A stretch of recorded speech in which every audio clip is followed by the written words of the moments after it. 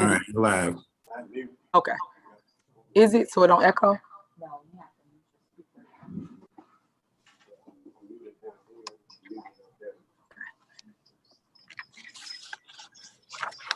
All right. Good evening, everyone. I would like to call to order the Committee of the Whole of the Board of Trustees. Today is Monday, July 19th, 2021. The time is 6:48 p.m. Clerk Key, can you call the roll? Sure. Trustee Holmes? Is Trustee Holmes present? Okay, I'm going to skip him. Trustee Norwood? I'm present. Oh, thank you. Trustee Steve? Present. Trustee Belcher? Here. Trustee House? Present. And Trustee Brown sent an email that she's out of town, so she's not here tonight. All right, thank you. Next, we have the Pledge of Allegiance. Please stand. I pledge allegiance to the flag Of the United States of America. and to the republic for which it stands, one nation, under God, indivisible, with liberty and justice for all. All right, and if we will stay standing for prayer, Trustee Norwood, you want to leave us in prayer? Sure. I ask that today the Lord look over us. He gather our meetings. He gathers our thoughts. He continue to help you move this village forward with a great team behind you, and that we have a great meeting today. Amen. Amen. Amen. Okay. All right. Next, for the Board of Trustees, if you have any general announcements or any department heads, if you have any general announcements, the time is now to announce. Any Board of Trustees, we'll start with you guys first. Mayor, if I can go first. Sure, Trustee House. Okay, we will be having a Finance Committee meeting next Monday at 5:30 p.m. To go over the financials, the budget that we are working to get approved, and have it available for all residents to view and discuss. So next Monday at 5:30 p.m. there will be a Finance Committee meeting. Thank you. Anyone else? Yes. All right. Mayor. Okay. Mayor. Sure. I would. Trustee Norwood. Yes, thanks, Mayor. I would just like to thank all the residents. I'd like to thank the fire department, everyone who showed up for my last cleanup on Juneteenth. And the cleanup was so successful. Residents, fire department, fellow trustees, everyone played a huge role in helping us clean up civilly. So it was so much fun, and we enjoyed it so much that I want to host another one on Saturday, August 28th, 2021, and I'll get the literature to the village so that we can post the information. Okay, thank you, Trustee Norwood. Any other trustees? All right, any department heads? Mayor, it's Chief McCain. All right, go ahead, Chief. Thank you, Mayor. And first and foremost, I appreciate everyone, including you, Mayor, and the board, and everyone that reached out to the fire department and the Morgan family for the recent loss of Fire Engineer Robert Morgan, who passed away suddenly on July 6th while on vacation. So I just want to say thank you, Mayor, and to everyone who's given their countless prayers and reached out to check on the Morgan family as well as our fire service family here at the Dolton Fire Department. It's a major loss, and we're still dealing with it today and helping the family bring Bobby home. So I just want to say thank you for reaching out, everyone. No problem. And thank you for being so awesome. Thank you. You're welcome. Any other department head? All right, hearing no more general announcements, we're going to go and start with the agenda. Letter A, discussion and possible action regarding resolution 21-010 of Highway Authority agreement between the Village of Dolton and Tazia Inc. I'm going to turn it over to Attorney Raines.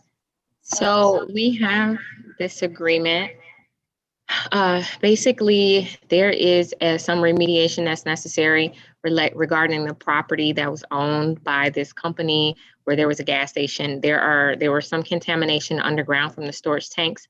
So the Illinois IPA and the Highway Authority requires that the owner basically remediate this and work with the village to do so. So this agreement is required. They have to get this agreement from the village, and basically the village agrees that they won't disturb the soil or disturb the roadway right of way where this contamination took place, and unless they absolutely have to. And if you do have to, then you will work with the owner and the person who is in charge of the property to remediate and remove any contaminated soil and take all necessary steps to protect the area from cross-contamination or from further damage with respect to the risk to human health. So basically, the village is obligated to or agrees to inform the owner of the property if there's any work to be done in that area, so that the owner can come in and assist with removing the contaminated soil underneath or doing the necessary inspections and testing to make sure that any construction or any repair work in that area does not result in significant harm for the surrounding residential areas. As it stands right now, there doesn't appear to be any significant risk, but that is because the contamination is contained underground. So once you break ground or attempt to make any repairs or access the soil under the right of way, that's when the risk will manifest itself.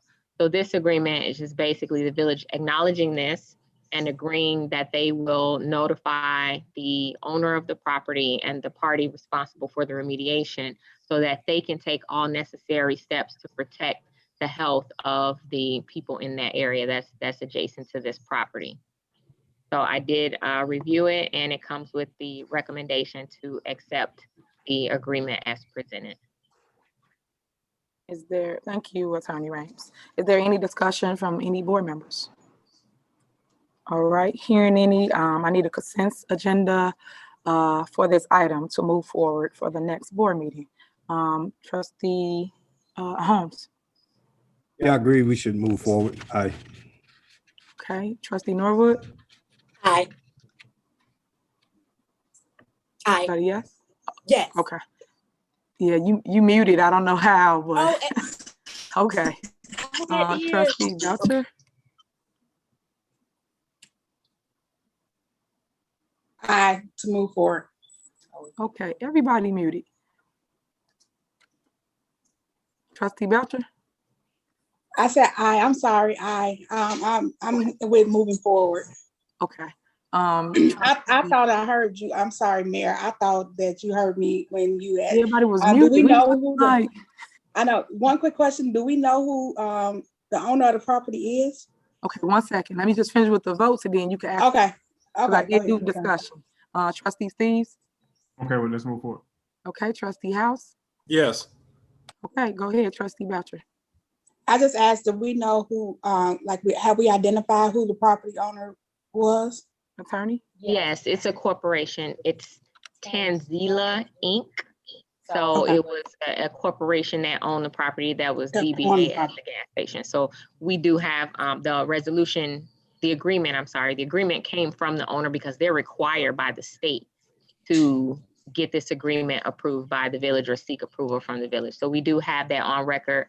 I also will make sure that I submit this to the clerk's office so that it could be a matter of record as well for future reference down the road, because nothing may happen right now, but in 10 years, if the village decides something is going to be done with that area, we will have to go back to this record and see, what the problem was, what the concern was, and make sure that we follow through with the agreement, because we don't want to disturb that ground without having this in place. Okay, thank you. All right, so we have a 5-0 consent to move forward with that. So that will be on I think it's August 2nd board meeting. Next, we have discussion and possible action regarding resolution 21-011 of street resurfacing using the Rebuild Illinois bond grant. I'm going to start with, is Ron Engineer on? Yes, I am, Mayor. Okay, so let me say this and then I'll give you the floor. As everyone know, there's tons of streets throughout Dolton that's in serious need of repair. So what I did was tell the engineer along with Stacy to go throughout the town and identify those that need the repairs. He is now putting together a plan for which streets need the repairs. The worst streets are going first, and then so on and so on. So I'm gonna give the floor to Ron Engineer. I know you guys all want to resurface streets throughout Dolton, so community, here it is. All right, Ron, you have the floor. Thank you this evening, Mayor, Madam Clerk, trustees, department heads, and residents. As part of the Rebuild Illinois grant program, the village is to receive 6 payments of $254,312.30. They're going to receive 2 payments each year as part of the Rebuild Illinois grant program. And this is part of the state selling bonds and putting motor fuel funds into the account of the village. To date, we have received $762,936.90. What we want to do is to move forward and do structural overlays of the worst streets in the village. Myself working along with the mayor and also the public works director, Stacy Corral, in putting together those lists of those streets that fit the structural overlay criteria. So we can bid these streets out and then we can start a paving program this year. Okay. And the funds cover the reconstruction of the road and all the engineering costs. So, and again, this is from bond proceeds that come directly from the state and go right into our motor fuel tax account. Yes. And if there's any sewers that's collapsed or in need of repair, they will repair them before they lay down new concrete.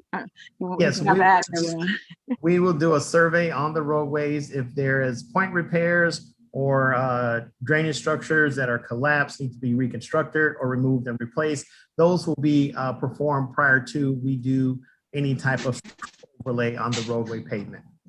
Yes. Any discussion from the board? Y'all got any questions for Ron?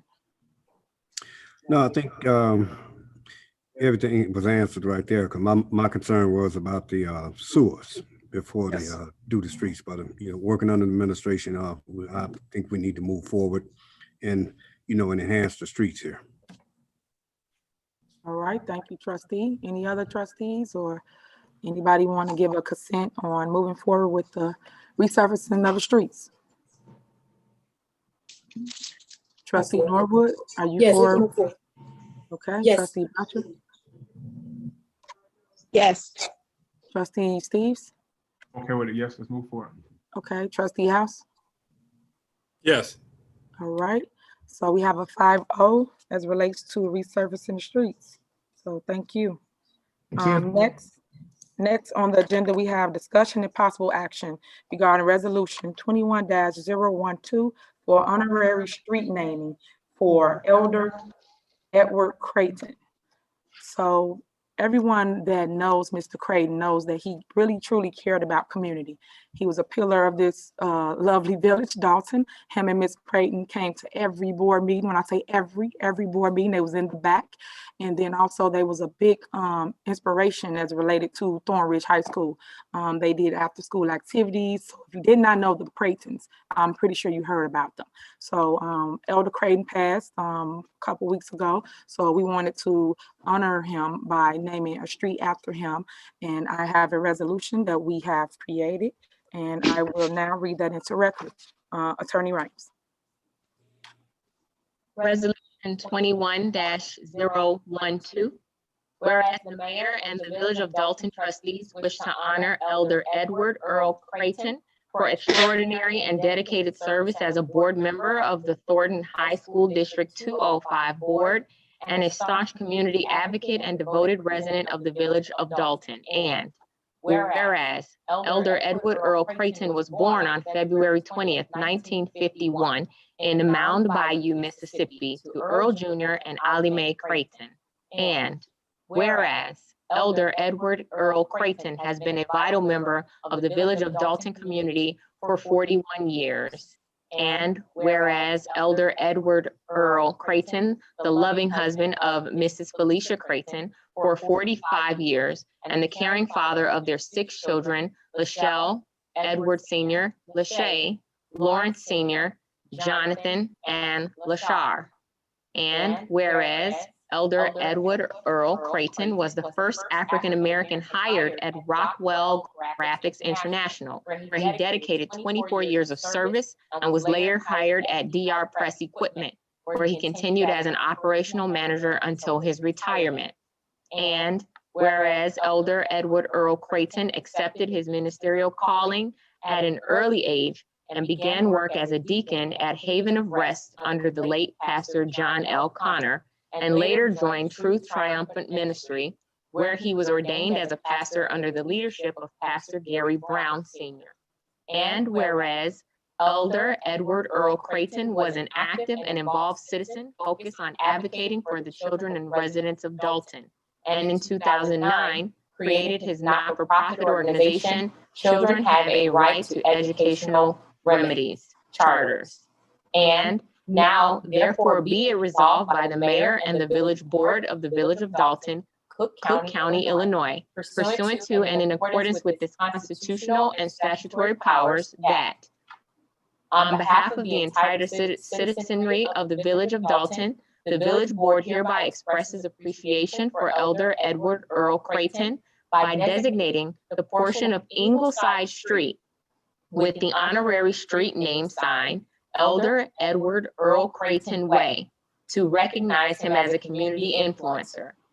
This resolution will be in full force and effect from the date and after the date of its passage and approval in the matter in accordance with the law. The Public Works Department will be directed to establish the honorary portion of Ingleside Street between 15500 and 15600 with the honorary street sign name Elder Edward Earl Creighton Way, as affected by this resolution.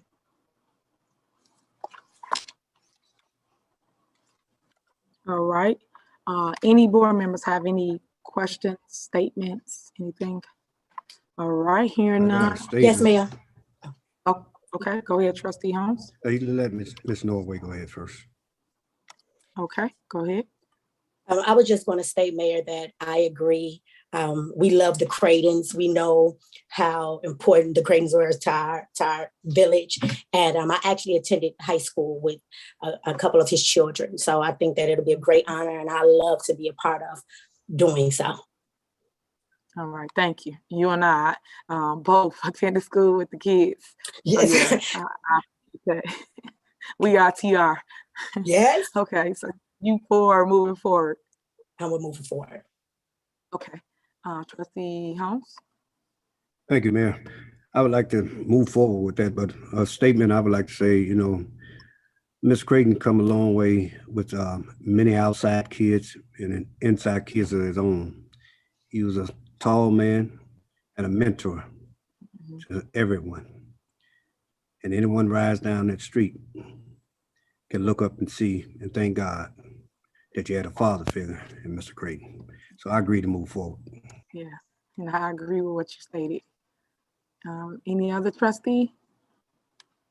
Okay, Trustee Belcher, you want to move forward? Okay. Trustee, Yes, yes. all right. Trustee Steves? Yes, let's move forward. Trustee House? Absolutely. All right, so it's 5-0 to move forward. Kirk Key, you got all that? I'm just making sure. I know you're taking it for me. Yeah, I know. Write it down. I'm like, I'm just refer to checking you. it Don't off. worry. We'll refer to you on the I'm next just checking it off. Okay. Next, we have discussion and possible action regarding resolution 21-013 of Class 8 SSG Dolton LLC, address 14848 South Woodlawn. Where is Adam? No, is it Adam? Yes, Attorney Adam. Right here. Oh, you on there? Okay, there we go. Okay, so I'm going to let the board hear from Mr.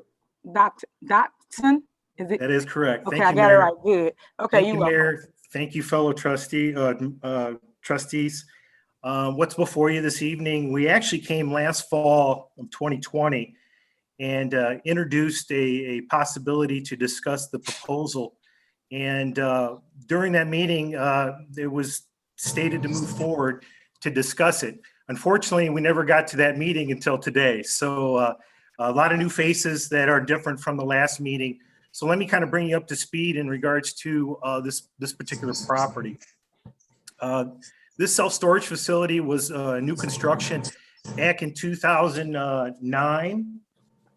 And with that, there was a Class A given for new construction. And during that time frame, the property was sold to our clients back in 2013. With that said, there was only 3 years left on the Class 8.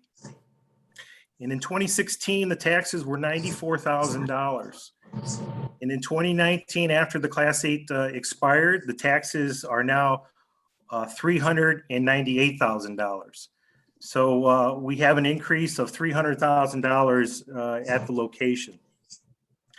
With the Class 8 renewal, the taxes would be reduced back to down to $121,000.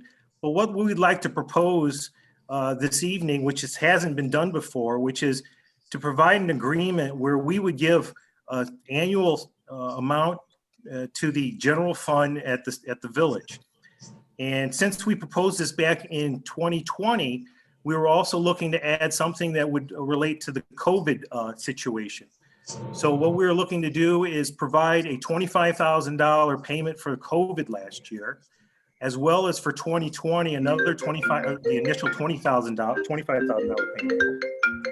And then if decided that the board would like to move forward with this and the agreement is approved, we would be looking at an upfront check of $75,000 and then ongoing $25,000 for the next 8 years, which would total to $275,000 towards the city's general fund.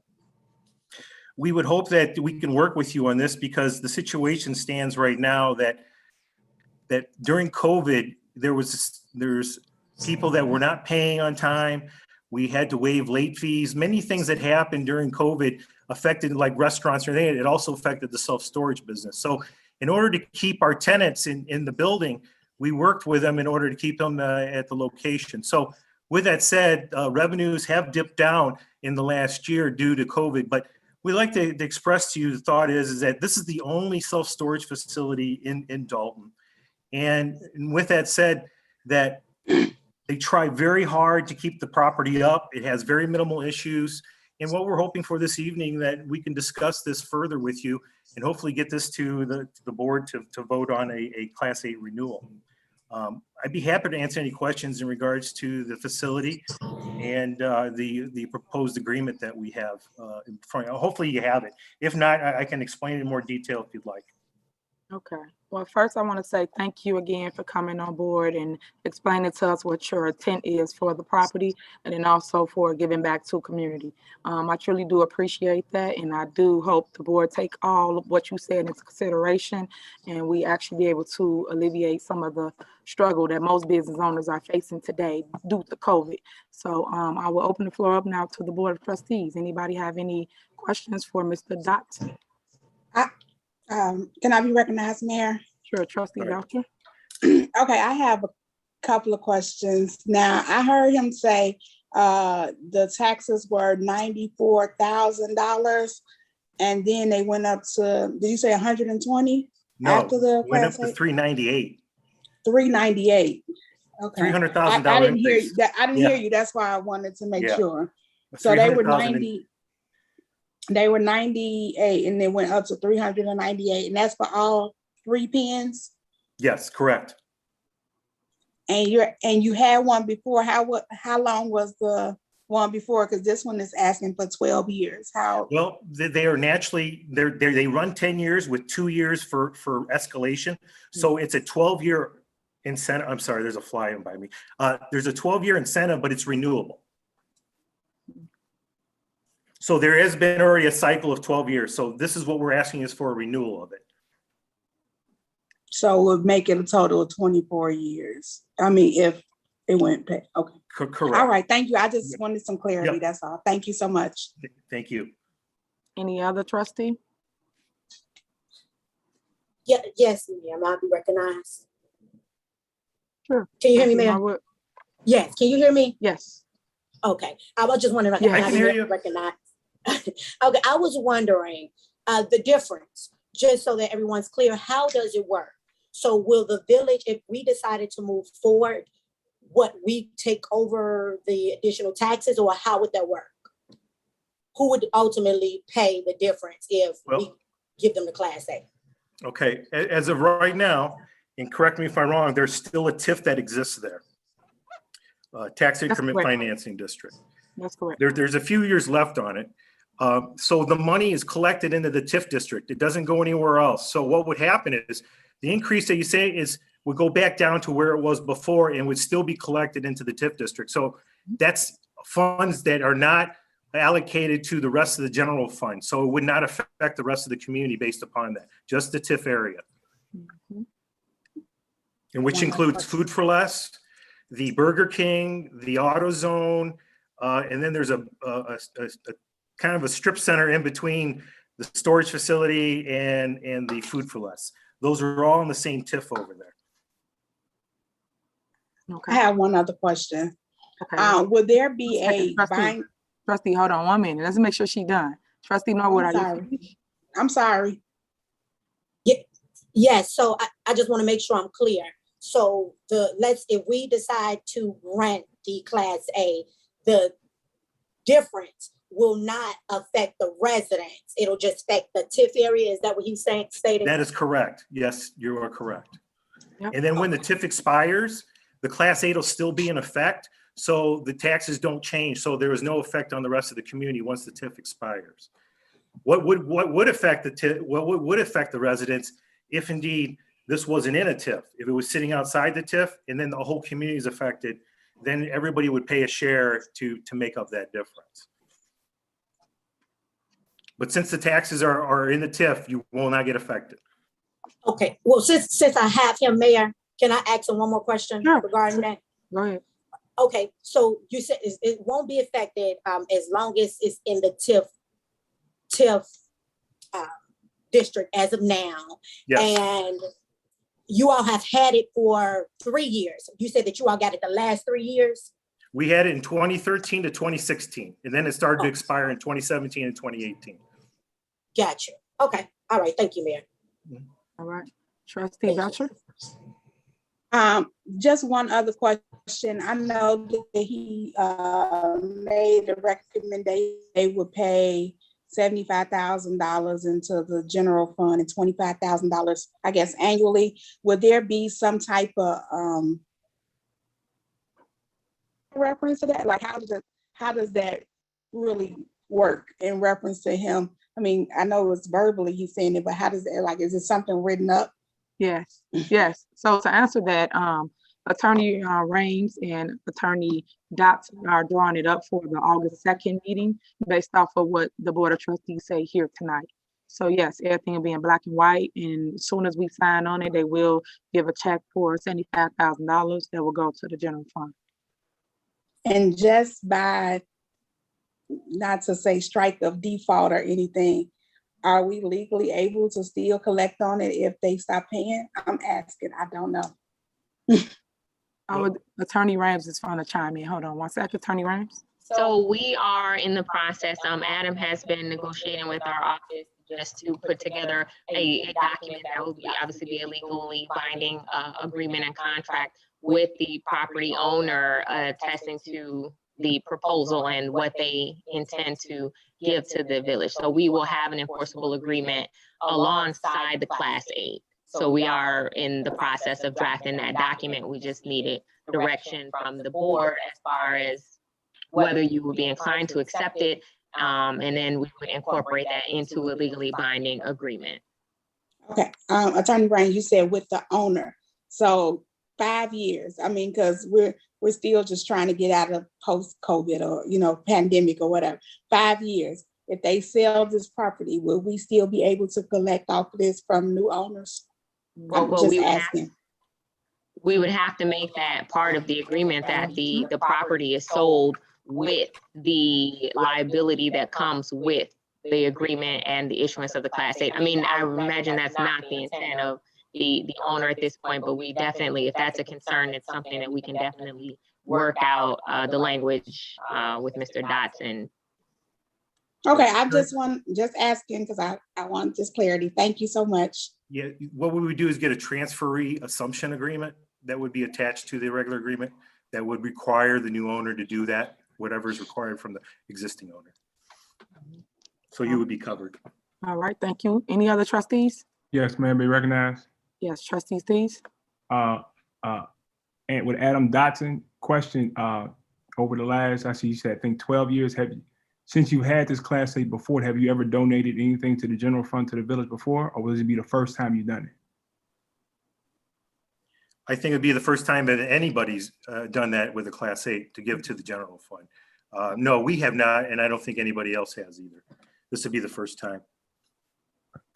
Thank you. That's it. Any other questions, trustee? Yes, may I have a question. Sure.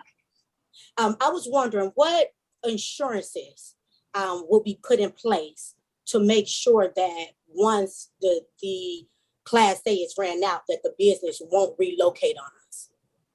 Well, I think Attorney Rames, she just responded to that. So they're gonna put it in black and white. So it will be legal as relates to anything that happens with that property. It will be attached so that the village will be protected. Got it. So we're stating that we're gonna have something put in, she's gonna put something in place to ensure that they won't move once the Class A is over. Correct. So she'll have it up for a vote at next board meeting. Okay. Well, let me just confirm. So trustee Moore, when you said once the Class A is over, they won't move. Is that was the question? Yes. So leaving in 12 years. Yes. So I guess my question is this. I know that there's been cities or villages in which businesses will come and they'll take advantage of the Class A. And then once the tax expires, then they relocate. And my concern is, and I'm asking this, and so that and I'll explain so you can know how to answer my question.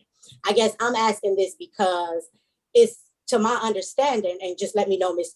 Attorney Raines, it's to my understanding that as long as it's in the TIF district, while it's in the TIF district, the residents aren't affected. But if for whatever reason is no longer TIF, then the residents will pay, or the residents ultimately fit the bill, or no. So the residents it's an indirect impact because the property values will be affected if it becomes a blighted area. So it's not to say necessarily the residents will have to pay. They will pay indirectly because if the property becomes blighted around them and the property values drop, they lose the equity in their homes. So it's not necessarily something that they will come right out of pocket and pay. And then keep in mind the TIF, I believe, is expiring in the next few years. I believe, Adam, was it 3 years or? When we spoke, it was 3 years, so last. Yeah, so the TIF really isn't an issue, I don't think, but I can look at it further and get, take some time to review further, but this is really kind of separate and distinct from the TIF issue. So I can look at it further and we can bring it up as we discuss.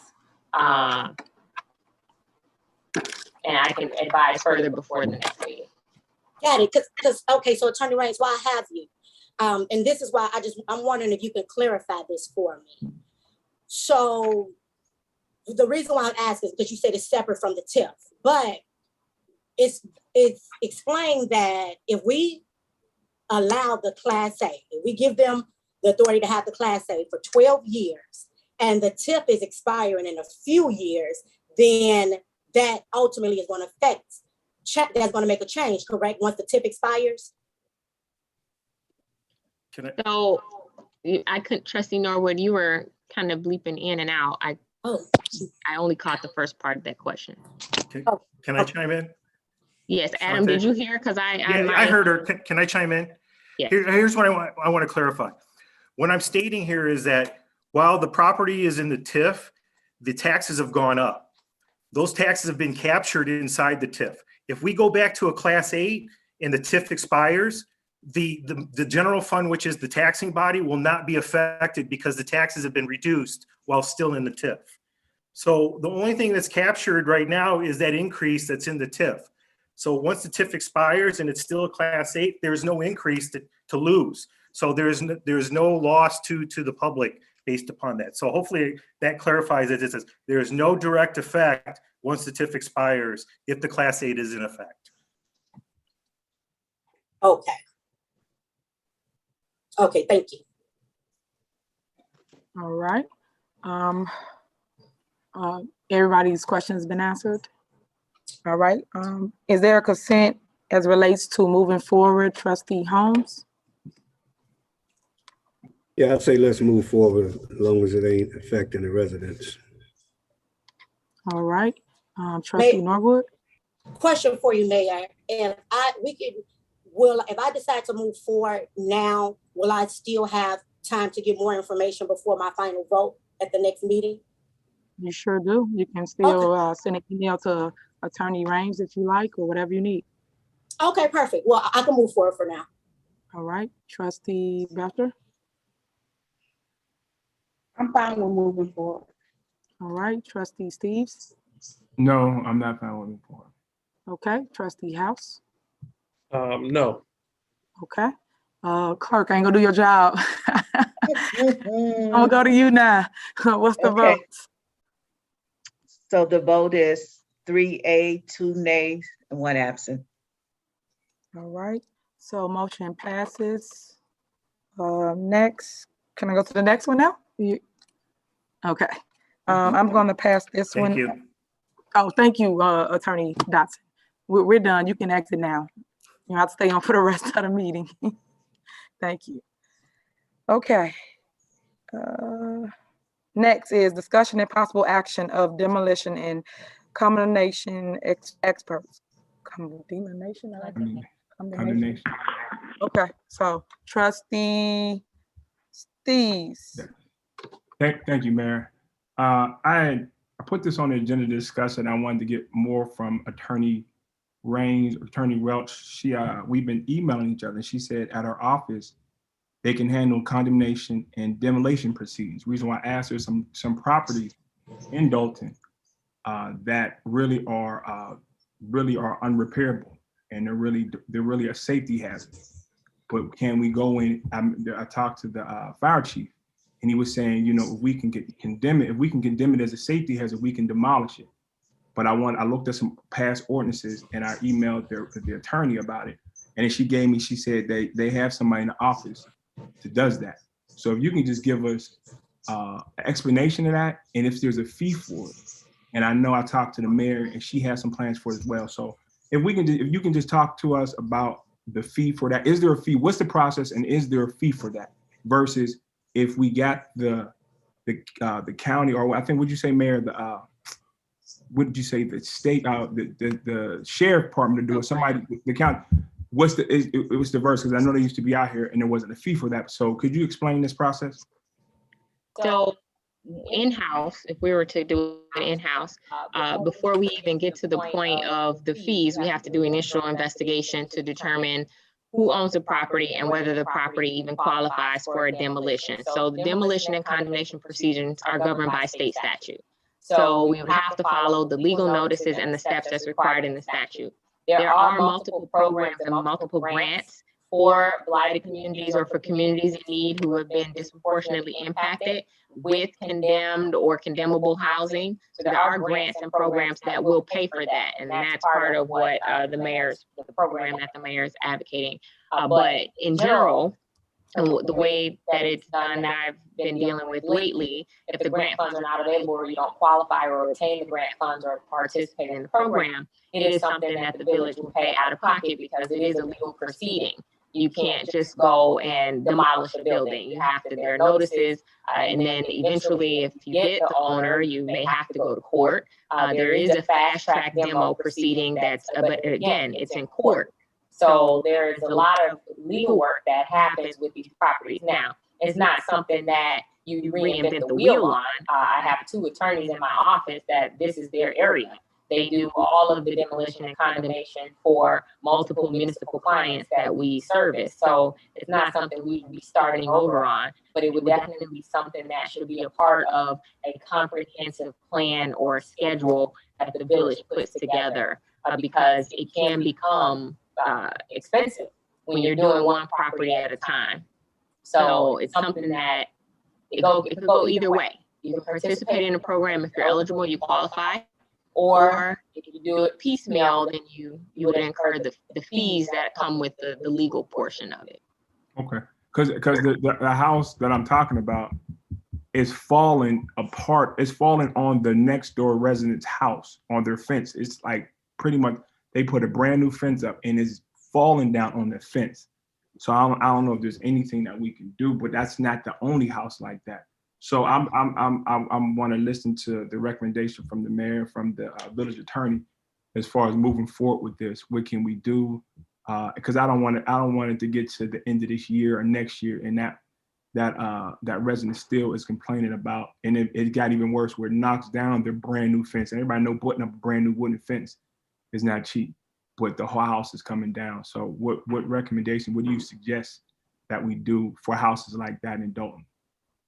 There is an emergency proceeding that can be undertaken to address those public health safety issues.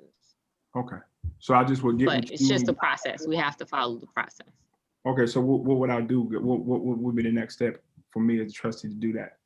For something like this, for something like where you got a house falling down on the abandoned house falling down on a person that live in their house. Okay, let me interject just a little bit. So you and I spoke about demos as it relates to the village of Dolton. When I first got in office, I did state that I was talking to Cook County Sheriff Tom Dart's office for demos. And then also there's another program that the county has that's also free to a municipality. Of course, we do not have the information as of yet, and that's why you don't see me with demolition on the agenda to talk about, because I don't have information to give the board or the residents to say, these are our steps, this is the next plan. As the attorney just stated, it is a process as it relates to which property. So first, we have to pick the properties that are in need of demo. And then we go from there by giving it to the attorney researches to make sure that we can, A, knock down that property, and B, that the homeowner do not want the property. Because someone could come back and we can think that it's terrible or tore up from the flow up. And guess what? We got to stop. We can't touch their property. So that's why you haven't seen me put anything on the agenda as it relates to demos. So we are waiting from answers from them two resources before we have the attorney doing anything, before we start spending money. Right now, I want to try the free avenues before we start with her office as it relates to next steps until we get a list of properties. The one that you're speaking of is on your block. I am aware of that, but we have to wait until we get several more properties to add with that one particular property. So I don't want to just do one. I want to do, say, 8 to 10 properties. Right now, we have identified at least 4 that we feel is in need of demoing, but we have to have the experts go in and tell us that we can demo that property and that is not someone's home, or they left it to a loved one and they just haven't responded yet to all the violations on the property. So again, it is a process, and we are trying to get everything on one accord. Okay. Anybody got any other questions about demolition?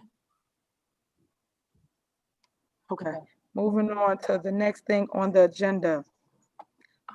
Discussion and possible action regarding the tree trimming and removal contract for 142 and Park Avenue. Okay, some of you board members, if not all, I want to say everyone should know that we have an issue here in town. We have been cited by the EPA as relates to, as Cheryl Hill used to call it, Tree Hill Mountain. They have a bunch of mulch, trees, and then also fly dumping over here off of Park Avenue. We have to, right now, literally, right now, approve a vendor to remove everything from that dump site. I did not know that that was our helipad. And for those that don't know what a helipad is, meaning residents that's watching, that's where our helicopters fly in at or land when it's emergency in town. But right now it's covered with all this debris of mulch and tree limbs scattered on, I want to say over an acre of land over there. So we have to do an emergency vote as board members and approve a company to remove it. EPA has given us until the middle of August to remove all of the debris over there. We have now placed no dumping signs all around that area. So residents, if you're caught dumping, your vehicle will be A, towed, and B, you will get, I think it's $700 or $1,000 ticket for dumping anything. When I say anything, because you dump car parts, concrete, all kinds of stuff people dumping over there. So again, you cannot dump anything on that site. So now we have to do emergency vote to approve one of the vendors. If you guys look in your package, there are several different vendors scattered throughout. The highest being almost 200-some thousand. The cheapest one was $75,000. We have made a deal with Pekarsky and Sons. That's the tree trimming company here that we use here in town. And he's going to allow us to dump the debris on his property in spells, but we have to pay a company to use their dump trucks to remove it from our area, and then he would get rid of it from off of his land. I'm just giving everybody the 411 on what's going on. I know y'all heard this before, but I'm just reciting it so the public can know what's going on right now. Any questions as it relates to what I just stated? No questions? Okay. Okay, everybody okay, we're moving forward with, let me find it. Clerk Brown, are you on here? Is it 75,000? What is that? 75,900. Okay. Okay. It's right here. Stacy is on. I think he was prepared. Oh, Stacy, you on? Yes. Yes, I am. Oh, I'm sorry. I did your job for you. I'm sorry. It's okay. Okay, go ahead, Stacy. The floor is yours. Okay, so if everyone can, how's everyone doing tonight? Hello. Hey, Stacy. If everyone can look at the packet they have before them, there's Davies Tree Service for 71,000. There's a Homer on there for 75,000 and some change. And then there's a trim, and then there's also Homewood Disposal. What we did was, me, the mayor, and also Ms. Brown, is we took in 4 bids. 4 vendors gave us their outlook on what it would cost to remove such a pile. And through that investigation process, we discovered that Homer would be the best option because of what they can provide us. We don't have to use any of our equipment.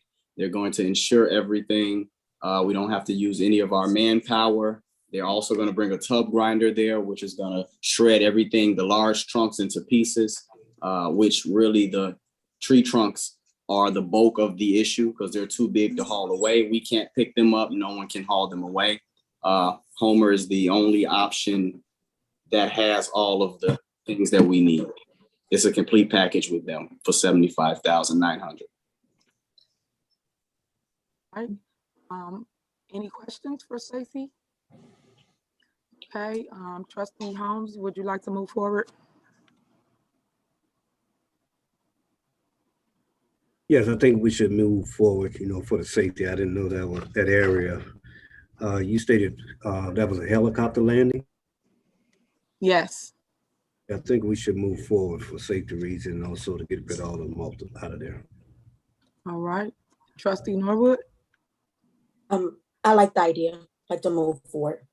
Trustee Belcher? Fine, we're moving forward. Trustee Steves?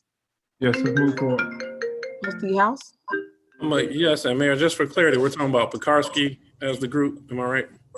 Not for the loading. There's the company that we're going to use to dump the stuff at their location. Okay. The company is going to be Homer Industries LLC for $75,900. I'm okay with that, thank you. So you're welcome. Okay, Clerk Key, and I got it now. Clerk Key, Yes, okay, what we got? we got 5 A's, 1 absent. All right, thank you. Moving on, discussion and possible action regarding putting a stop sign on 146 going eastbound off of Michigan State and Clark Street. I'm going to refer to Deputy Police Chief Curry. See, I got it right this time. I ain't gonna even talk for you. Go ahead. Good evening, Madam Mayor, trustees, department heads, and citizens. The reason this came up, a few reasons. One, if you're not aware of 146, it's split in half. The north side of it is Riverdale and the south side of it is ours. We also have Roosevelt School that's over there. But people, it's a 20-mile-an-hour zone from Indiana all the way west to Maple, Illinois. But people constantly speed up and down that street, a lot, especially in the morning when the people are trying to get to the metro to go to get to work or wherever they're going. But the main reason was that, and then the chief of police of Riverdale, Dave DeMick, reached out and said because of the issues, they're putting stop signs at those locations on their side, those streets, Michigan State and Clark, and they wanted us to mirror that so it wouldn't cause any traffic accidents. But the ultimate goal is to stop the speeding, especially when we're about to start school in less than a month, probably next month, and everybody be back in school. But even when I was in patrol, I was getting complaints about that over the years of people flying up and down there. And if you're familiar with the area, you guys know what I'm talking about. Yeah. Thank you. And I will add to that by stating that Riverdale had paved their street. And if you ever went down on that side of town, people will literally come from off of our side and drive on their side doing at least 60. And you do have Roosevelt School, like he stated, that's literally midsection before you get to the end. I want to say Wentworth or LaSalle's, the end block down there. So I do feel we do need to do something about it. I am totally in agreements with putting the stop signs throughout Michigan State and Clark Street. Board of Trustees, do you guys have any discussion as it relates to this? Okay, hearing none. Trustee Holmes, do you agree? I did a little survey down there, and there's a lot of racing going on up and down that strip. You know, they don't stop, they just speed, and you're absolutely right. I've watched them come on the other side to avoid the bumps, but coming on the other side to avoid the bumps, they're hitting the accelerator and they're flying. We do have seniors that cross through there, but most important is the safety of each community, and the school year is about to start. And those children will be crossing the street, and they have learned to cross by themselves.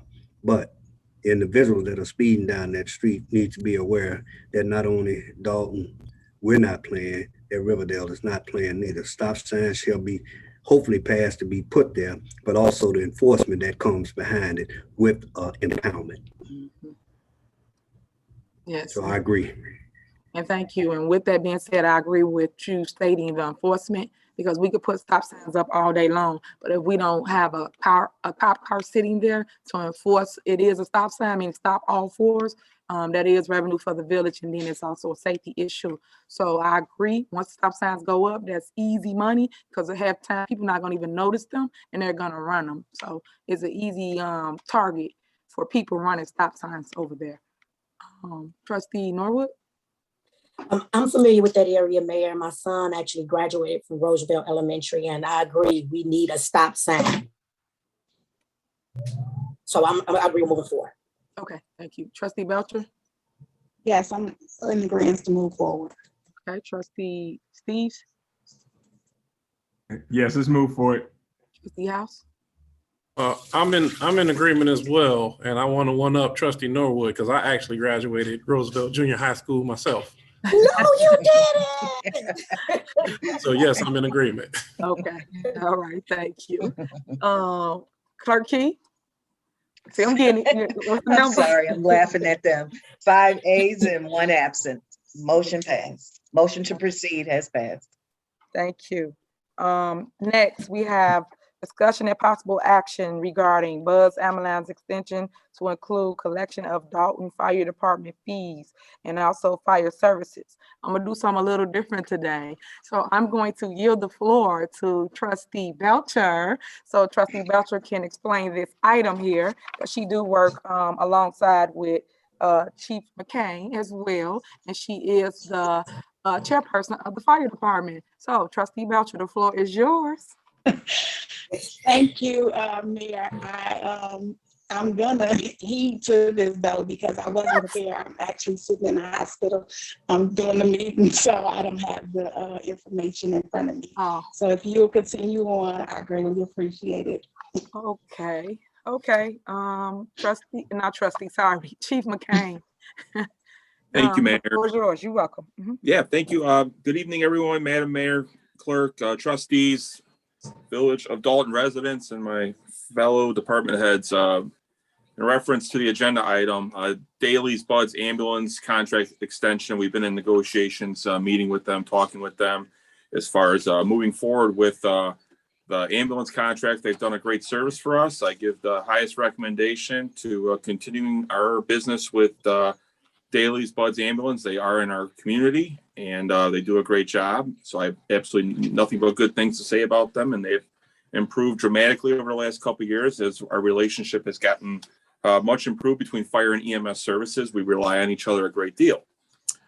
In that contract is also in regards to, give you a little history, fire service billing. So in 2013, there was an ordinance originally passed, 13-005, which was then brought up again in 2018, and that ordinance number is 18-005, which talked about billing for services rendered. Currently, there is a series of other fire departments in the area that do fire service billing. We currently have an ordinance in place, and we have not been doing any billing for services rendered, in which the concept would be for us to recoup costs via insurance and to be able to recoup some of the costs to bring back to the general fund to help offset some of the costs of us providing service to the residents and our stakeholders. So Administrator Brown and I have worked with the representatives from Daly's, and hopefully you guys had a chance to review this. If not, if you have any questions, please let me know. I just wanted to get everyone's take regarding that issue, as far as if they want to have a consent to move forward with the ordinance that we already have in place and utilize Buzz Ambulance as our billing company, and we currently have them as far as our ambulance service and dispatch services. Any questions? Questions, Board of Trustees? No? Okay. Trustee Holmes, to move forward? Yes, I agree. We should move forward, working with Trustee Belcher and the chief. Need to move forward for safety reasons. Okay, Trustee Norwood. I love Bud's Ambulance, so I'm moving forward. Yeah, them hot cakes. No, what was it? What was eating the breakfast? Yes, yes. They come. They're a great time. I love them. The waffles. Right. Trustee Belcher. Yes, I'm in agreement to moving forward with this. I think that it would benefit the fire department very well. So yes. Trustee Steves. I'm okay moving forward. Trustee House. Yes, thanks, Pete, for that great presentation. I'm not done yet, Trustee. Come on now. No. Thank you. Thank you. Clerk Key. 5 ayes, 1 absent. Motion to proceed has passed. All right. Next, we have discussion and presentation of enterprise lease versus buy program. Do we have Chris available or represent? Mayor? Okay. Yeah. Mayor, I don't mean to interrupt. There's still one more section of that. One more, yeah. The fire service. Oh, I combined it. It. So I read both together. Did you just want to give an explanation of it? But I did read them both together. No, I was just gonna bring up as far as just as a matter of record is in regards to the fire engine. Go ahead. Okay, I'm sorry. Yeah, the second portion of that was regarding Fire Service Inc. contract. This actually started back in 2016 as far as the pursuit of upgrading our vehicles. with the Illinois Fire Chiefs doing assessment of all our vehicles. We did purchase one vehicle in 2017. And the second portion of completing our task is where we're at today. Back in May, I got a consent approval from the mayor and the board to move forward into looking into the purchase of a new vehicle. A committee has made a decision. The committee consisted of 5 of the firefighters on the fire department to come up with the best case scenario as far as moving forward with a vehicle to purchase. Obviously, tonight's not a voting day, a voting entity, but I just want to make it a matter of record that we have made a decision. Obviously, that decision has to do also with the budget, and I understand all that. And if we need to move it to the budget hearing next week, that would be great. But I just want to make a matter of record that as of August 1st, if a decision's not made, the cost does go up across the board. So I just want to let everyone know this, be transparent, that obviously we don't want to take on additional costs if we don't have to. So I just want to let everyone know prior to August 1st, if the village was going to move forward with this, we would have to make that decision regarding that. I think Trustee Belcher has been a big advocate for the fire department and has let everyone know about your need for the fire engine and the pipe. So I've been speaking with you and her as well. So you two have been on point with it, and I do believe the board members is in agreement with that, unless I heard different. I know we just did a vote. We can do another consent agenda vote as relates to the fire engine. Trustee Holmes. Yeah, I agree. As I stated, trustee and the chief have been working together and trying to enhance the safety. So I agree with move forward. All right, Trustee Norwood. I trust Trustee Belcher and Chief. He did a great job, like I stated. So I'm willing to move forward. Yeah, Trustee Belcher. Yes. Okay, Trustee Steves. I'm willing to move forward. Trustee House. Yes. All right, Chief. There you go. Go on and get your engine. Get our engine for us, for the family, for the village. Chief, you know that's your engine. But okay, you up. All right. Appreciate you guys. Thank you very much. Okay, no problem. Thank you. Okay, next, I'm gonna read it into record again, if that's okay. Just a recap of discussion and presentation of enterprise lease versus buy program. I see Chris is on here, and Mr. Kellogg, are you the spokesperson? Yes. Yes. Okay, the floor is yours. All right, perfect. So first of all, thank you everyone for your time, mayor, trustees, village Dolton members. I just have a quick presentation. I know you guys have a ton of stuff on your agenda. And I during COVID work out of my son's room, so he's got to go to bed soon. So I got to get through this pretty quickly. But if it's okay, I think I have to share my screen if somebody could grant me permission. Derek.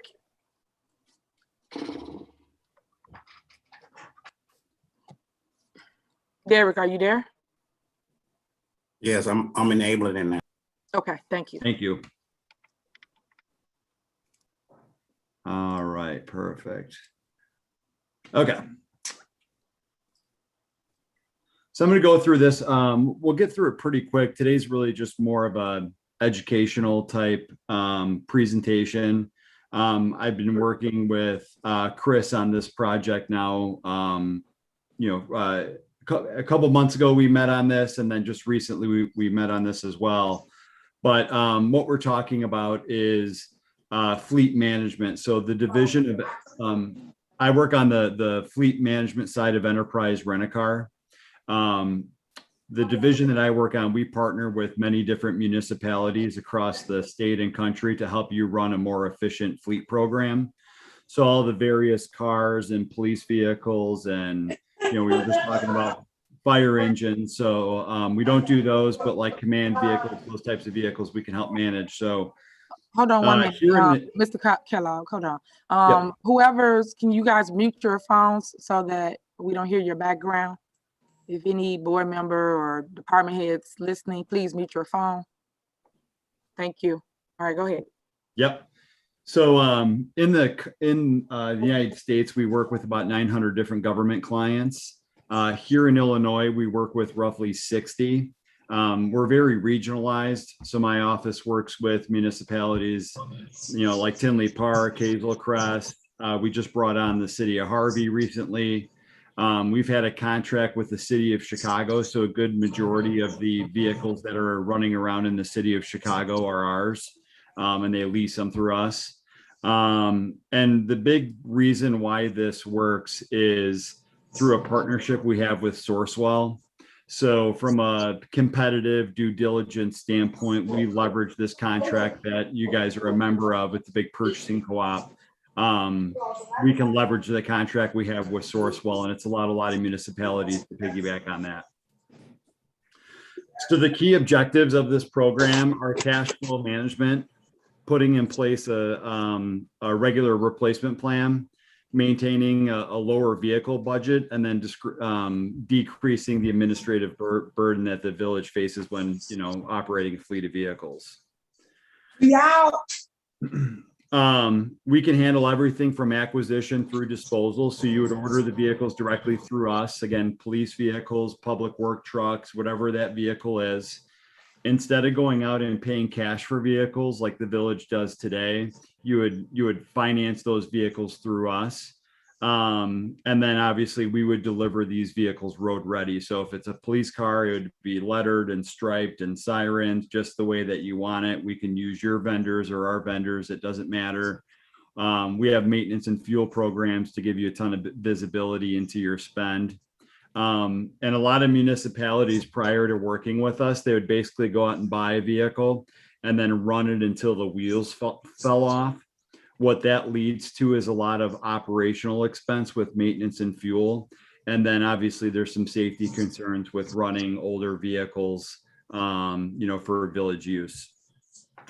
So what we want to do is we want to figure out when is the most cost-effective time to replace vehicles, which is this optimal replacement portion right here. So the good news is if this is depreciation and this is maintenance and fuel, in the government space, that replacement window is a lot sooner than many municipalities realize.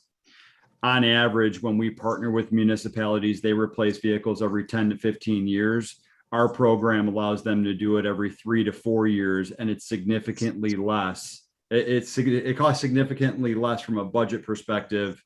When you look at all the money you save in maintenance and you look at all the money you save in fuel, compared to running them until the wheels fall off. So we talk a lot about leasing, but just to be very clear, the leasing that we're talking about, there's no over mileage or wear and tear penalties. It's really just financing is really all we're talking about. If we're going to get out of a vehicle within a couple of years, which is what the model proves to be true from a total cost of ownership standpoint, why pay for the full cost of vehicle? So what we'll have you do is we'll put these vehicles on a lease term to where over the course of the term, if it's a $26,000 vehicle, we'll have the village pay it down to a book value. But we know at the end of the term that vehicle is worth significantly more than what the village owes. And what's nice about this program is that when these vehicles come off of lease, Enterprise will sell them for you. The replacement will be ordered months prior.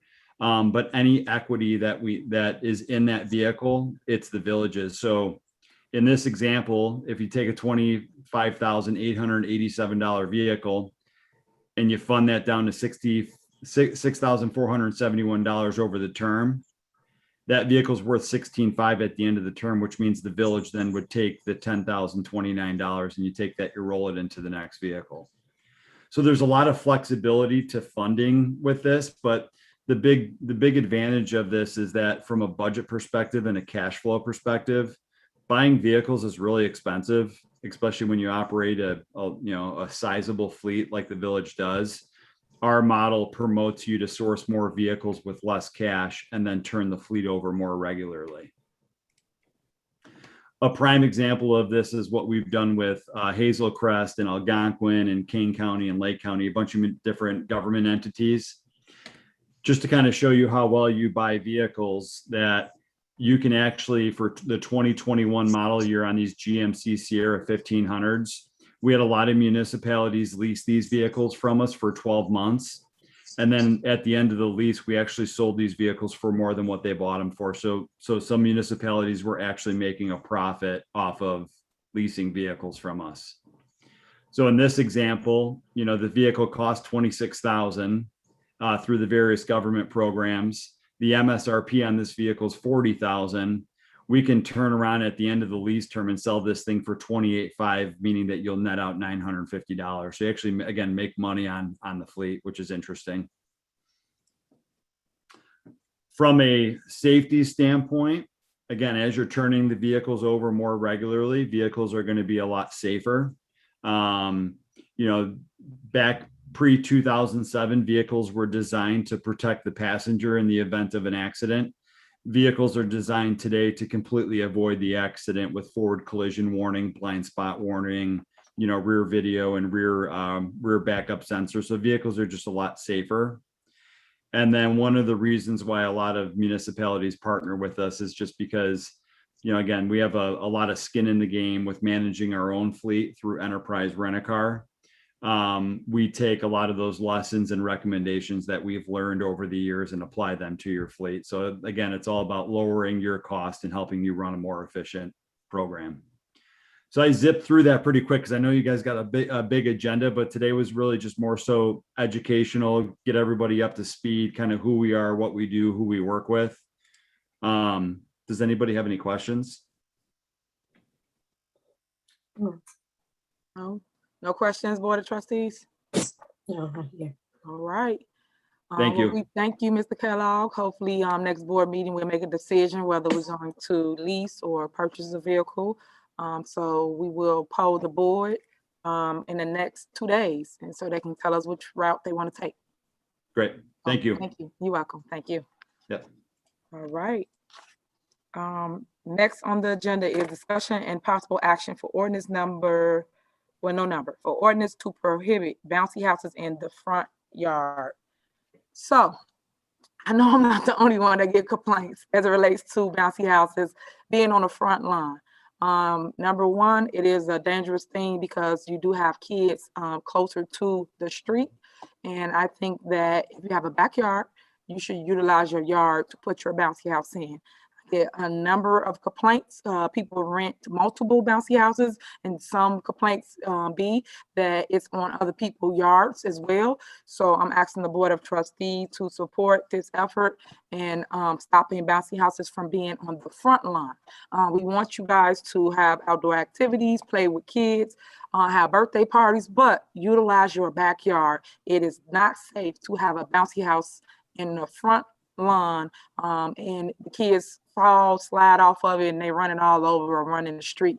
I do not want, and I repeat, I do not want any one kid to get hit by a car due to the fact that someone wasn't watching them or the kid slid down the slide and went the opposite way. So Board of Trustees, please weigh in as it relates to your opinion of this. Anybody got any discussion, or everybody okay with it? May I be recognized, Mayor? Sure, Trustee. I just have a question. Are we okay? So if we pass this ordinance, is it different if for like block parties? I know we have block club parties and things. It's okay when the event is designated for that. You're just saying in general. Yes, yes. Okay. So a block club party is where you block the entire street off. So you got activity throughout the street. So it's legal because you came in for the permit and the village know that you're having this event. So now we got everybody on standby as it relates to safety. The police officer, the fire department, and buds. So that's a total different structure compared to, you ever drive down throughout the town on the weekend and somebody having a birthday party for their 4-year-old, and then they got this big old bouncy house on the front lawn and you can't even see the porch. So we got that kind of issue going on in town. So it's a lot of those popping up, and I don't want any one kid to get injured. So that's why I'm stating that we have to do something as board members to prevent that, because all I would think is if it was my child or anybody's child. So I'm asking the board, how do you feel about it, or what do y'all think we should do? But we need to do something. So I was stating that, yes, you can have it, but utilize your backyard. I don't even understand why they don't utilize the backyard. Half the time it's big enough. but they just still put it on the front lawn. I guess because the people might come and say, you know, we could just put it right here. Then they be like, okay. But now I'm just trying to let residents know that you will be fined and you will have to remove the bouncy house. So please, guys, we're putting these rules in place for your safety. It ain't to be mean or anything like that. It's just to let you guys know we care about your kids if you don't. So please move the bouncy house to the back. Anybody else? Okay. Mayor, can I be recognized? Sure. I think that's a wonderful idea. Also, it kind of looks tacky, not to say in so many words, but my just question or concern, because I have noticed in properties, and I'll say I actually just seen one last week on Grant, those properties that don't have backyards, like and I think this you put on here grills also, right? Because I think people are grilling in their front yard. In the ordinance, will it like specify that, you know, the limitations of where? Because the first thing somebody can say, well, we don't have no backyard, or you know, that type of thing. So you don't have no backyard, you need to utilize the park or something.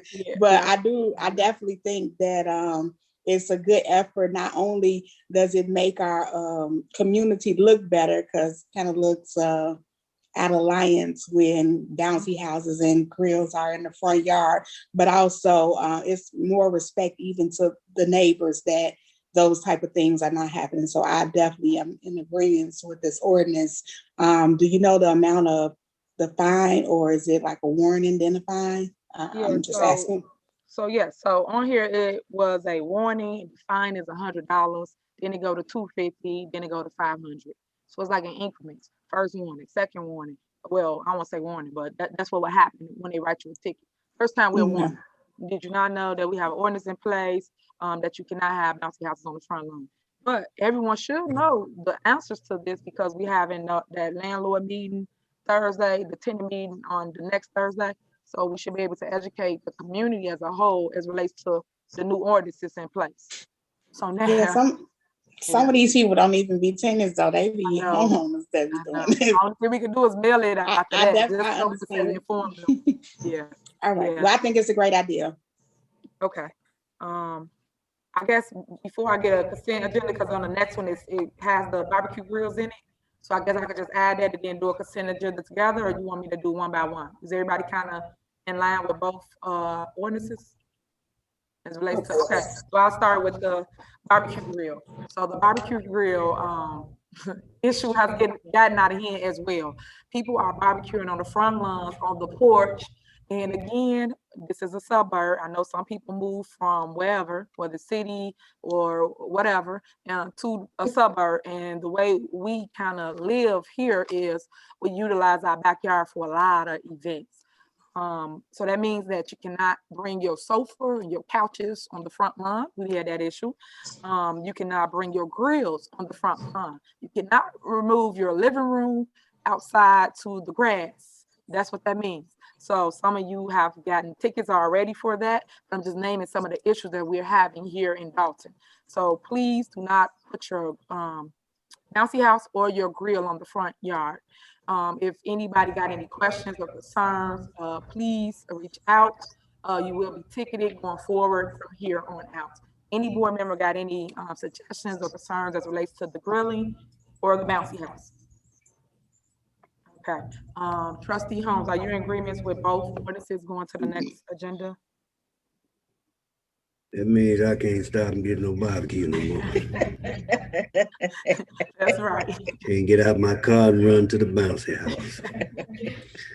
No, I agree with everyone, because, you know, we have to patrol these streets more better, because, you know, you got that bouncy house out there, and I don't see children's running to that bouncy house, running out. You may trip, fall in the street. Somebody ain't looking. You get hit by a car. We have a life that may be lost, and we're trying to prevent. So it's public safety first. So even if you don't have a backyard, I'm asking that you utilize the park district, and, you know, so everyone can be safe. So I agree with moving forward. You, Trustee Norwood? Yes, Mayor, I think that we should take all the action to the backyard so that we can keep our front looking nice when people drive past. So Yeah. I want to move forward. Okay. Trustee Belcher. Yes, I'm in agreement of moving forward. Okay. Trustee Steves. Oh, yes, let's move forward.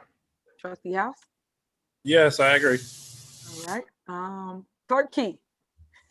5 ayes and 1 absent, passed. Okay. And just so you know, that's for J and K. J and K, yeah. Okay. So next, we have on the agenda, discussion and possible action for amendment to the Village of Dolton Plants and Weeds Code for increasing penalties for grass cutting regulations by commercial and railroad properties. Okay, where do I start? First, I'm gonna do an overview, and then I'll tell you what the real problem is. As you drive through the community, y'all see grass that's 2 feet, 6 feet, 8 feet on abandoned properties and properties that residents live in. I think that we need to put stricter laws in place as it relates to the commercial unit, not the residential. The residential tickets are $75. Brian, are you on here? Okay, I see you. I'm gonna come to you next. Let me just say 2 sentences. I'll be explaining everybody's stuff. So we have a problem on 144th to Indiana, and then 144th going back west as it relates to the railroad. I know y'all see it. I hear your complaints, residents. It's becoming a jungle out there, and I am polling the board to raise the offense from first offense to $2,500, second offense to $5,000, third offense to $10,000. And again, so let me go back up. This is for commercial and railroad properties or industry properties. This has nothing, and I repeat, nothing to do with residential. Your tickets are $75. So we have to do something about it. Now, I have contacted the railroad myself, and then some of my staff members have contacted them as well. And to no avail, we haven't gotten anywhere. Half the time, they just pay the ticket, and unfortunately, guess how much the ticket is? $75 for all of that land off of 144th to Sibley for the railroad. So if people are okay with just paying fines, we have to increase it as a board. And then we have to do something else because that's not working. So I'm just making sure that everybody understood what this ordinance entails and why we're putting it forth. I'm gonna give the floor to Bryant really quickly so he can explain a little bit more. Bryant? Yes. Okay, so this ordinance, as you stated, is for the commercial properties and the railroad. In the past, we have fined the railroad over $12,000 for the grass being just terribly high, anywhere from 3.5 feet to 5.5 feet high. With that, all they've done was just pay the fine. So the only other thing we can think of once they get their contractors and everything, we would just have to raise the fine because it has been nothing but complete repetition of a $75 fine here or there. Now, like as you stated, this isn't for the residents. This is just for the railroad with the block by block address system, and as well as the commercial properties as well. Right. So what he mean by block system is they sit over 5 blocks. So per block, he will write tickets on that property until they comply with cutting the grass, because we want our community to look just like the communities we all go to eat, which is South Highland, Homewood, or anything like that. When you go there, you don't see a whole forest around the industry area or commercial area. So we have to hold the railroad feet to the fire and any other business in town that's not complying with how we want our town to look. Any questions as it relates to the fines or what we're trying to accomplish with cutting grass? Any questions, trustees? Okay, hearing none. Trustee Holmes? Yeah, I don't have a question, but I agree and I'm on board with it because I've been looking at it for a while, especially down in Indiana. I have videoed the companies that come out and try to do the cleaning. They don't groom Dolton like it's supposed to be groomed. You know, just because we have majority of African Americans stay here, I'm not making it a racial issue, but you know, when I do go across on the other side, I see where this same company, you groom around them trees, you cut it the way it's supposed to be cut. You look at Indiana right now, it was butchered. Look at the trees and then look at the grass. You still have a lot of weed way up on the trees. They don't cut around the trees. They don't cut around the edges of the curb. They just come through bushes. Whether it's paper, garbage there, they ride right over it. I got videos to prove it. And they don't rake and they don't clean. And I've been saying this for a while. So Mayor, what I'm asking, not only do we go after the railroad company, let's go after the landscape company too. Even if we got to go over there and stand with the media trucks at the landscaping company, because see, you all the one come out here and cut. Whether you're getting paid by the railroad or not, this is Dolton. Dolton gonna look like every other place downtown. If you're gonna come in here and cut, you're gonna come in here and cut right. You know, we understand, I agree with raising the fines, but at the same time, we need to just put them out there in the media too, to show them, you know, this is a company that you shouldn't even go to. Because find out where the owner of that landscaping company live at. And I can guarantee you his grass is cut and groomed and trimmed. So when you come in here in Dolton, we want the same thing. All right, thank you, Trustee. Mayor, may I add? Who's that? It's Stacy. Oh, okay, go ahead. Also, on Indiana, I don't know if anyone's aware, there is a bus stop on that side of the street also. I've noticed a few times coyotes come out of those weeds that sit behind the bus stop. So it is also a safety issue also. Okay, well, thank you. And that's for the record, Perky. It's good to know. May we recognize for one more minute, Mayor? Sure, go ahead, Trustee Holmes. Most important, I can't even see the fire hydrant. Okay, it ain't funny. I'm just, okay, Trustee Norwood. I'm interested in moving forward. We have to keep it clean. Trustee Belcher. Yes. Trustee Steve. Yes, let's move forward. Trustee House. Yes, I agree. Okay. Perky. 5 ayes. All right. All right, next on the agenda, which this is what everyone's waiting for. Dun, dun, dun, dun. Okay, so discussion and possible action for block by block program. As a trustee, 2 years ago, when I was a village trustee, I advocated for a block by block housing program. What that entailed was getting all the vacant and blighted property back on the tax roll by offering them to the community. And what that means is you, resident, can buy a house from the village of Dolton for $5,000. I had 2 structures. That was one, and it had to be owner occupied, and the other structure was free or $1 house, and that was for investors. And people ask me to this day, well, Trustee, but now Mayor, why did you make them theirs $1 and ours 5,000? So the dollar homes are the properties that need the most work. So some of the houses, like how we were just speaking of demolition, that might look like it need demo to the resident eye, but investor can see that house and the inside can be put together, but just need a gut job. So that a house like that will go to an investor because they have to put between $20,000 to $50,000 into their home. That's why it's basically $1 or free given to them. So let me break it down how we make our money, and I'm gonna start with the free and the $1 homes for investors. These are the qualifications. Board members, by any means, add to, subtract, or whatever you guys feel that we need to do to make it work. Proof of funds, and before I read this, all board members, this was in your email too. Proof of funds of 20K minimum. So you have to prove that investor that you have the money. You cannot, and I repeat, you cannot come to the village of Dolton and say you want a property and you want to get in the big boy leagues. That's what I call it, because you got to have the money to fix the property up. If you don't have the money, you cannot buy a property from us or get a property from us and sit on it for 30 days, 60 days, a year. We're not doing it for that reason. We're doing this to put all our vacancies back on the tax roll. So you must also have a licensed and bonded contractor that's in the village of Dolton. You must pull a 90-day permit. You must get a housing inspection, initial and a final. And then an additional fee, because this is how we will make our money as it relates to the village.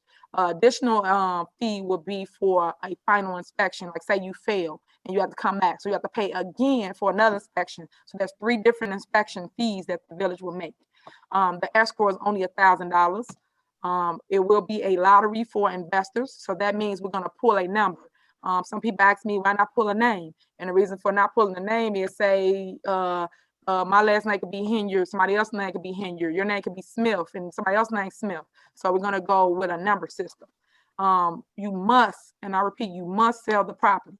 This is how the village makes their money. So you will walk with a 75% and we will walk with a 25% split is how it will go.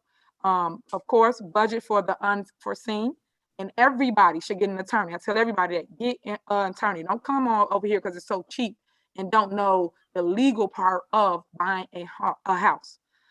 Investor must sell property, and then I suggest that you hire a private inspector. But sometimes you can get into a property and it got a ton of issues. It could be sinking, it could be anything. But if you get someone to check it out for you before you put your money up, because you will lose your money, that will help you out.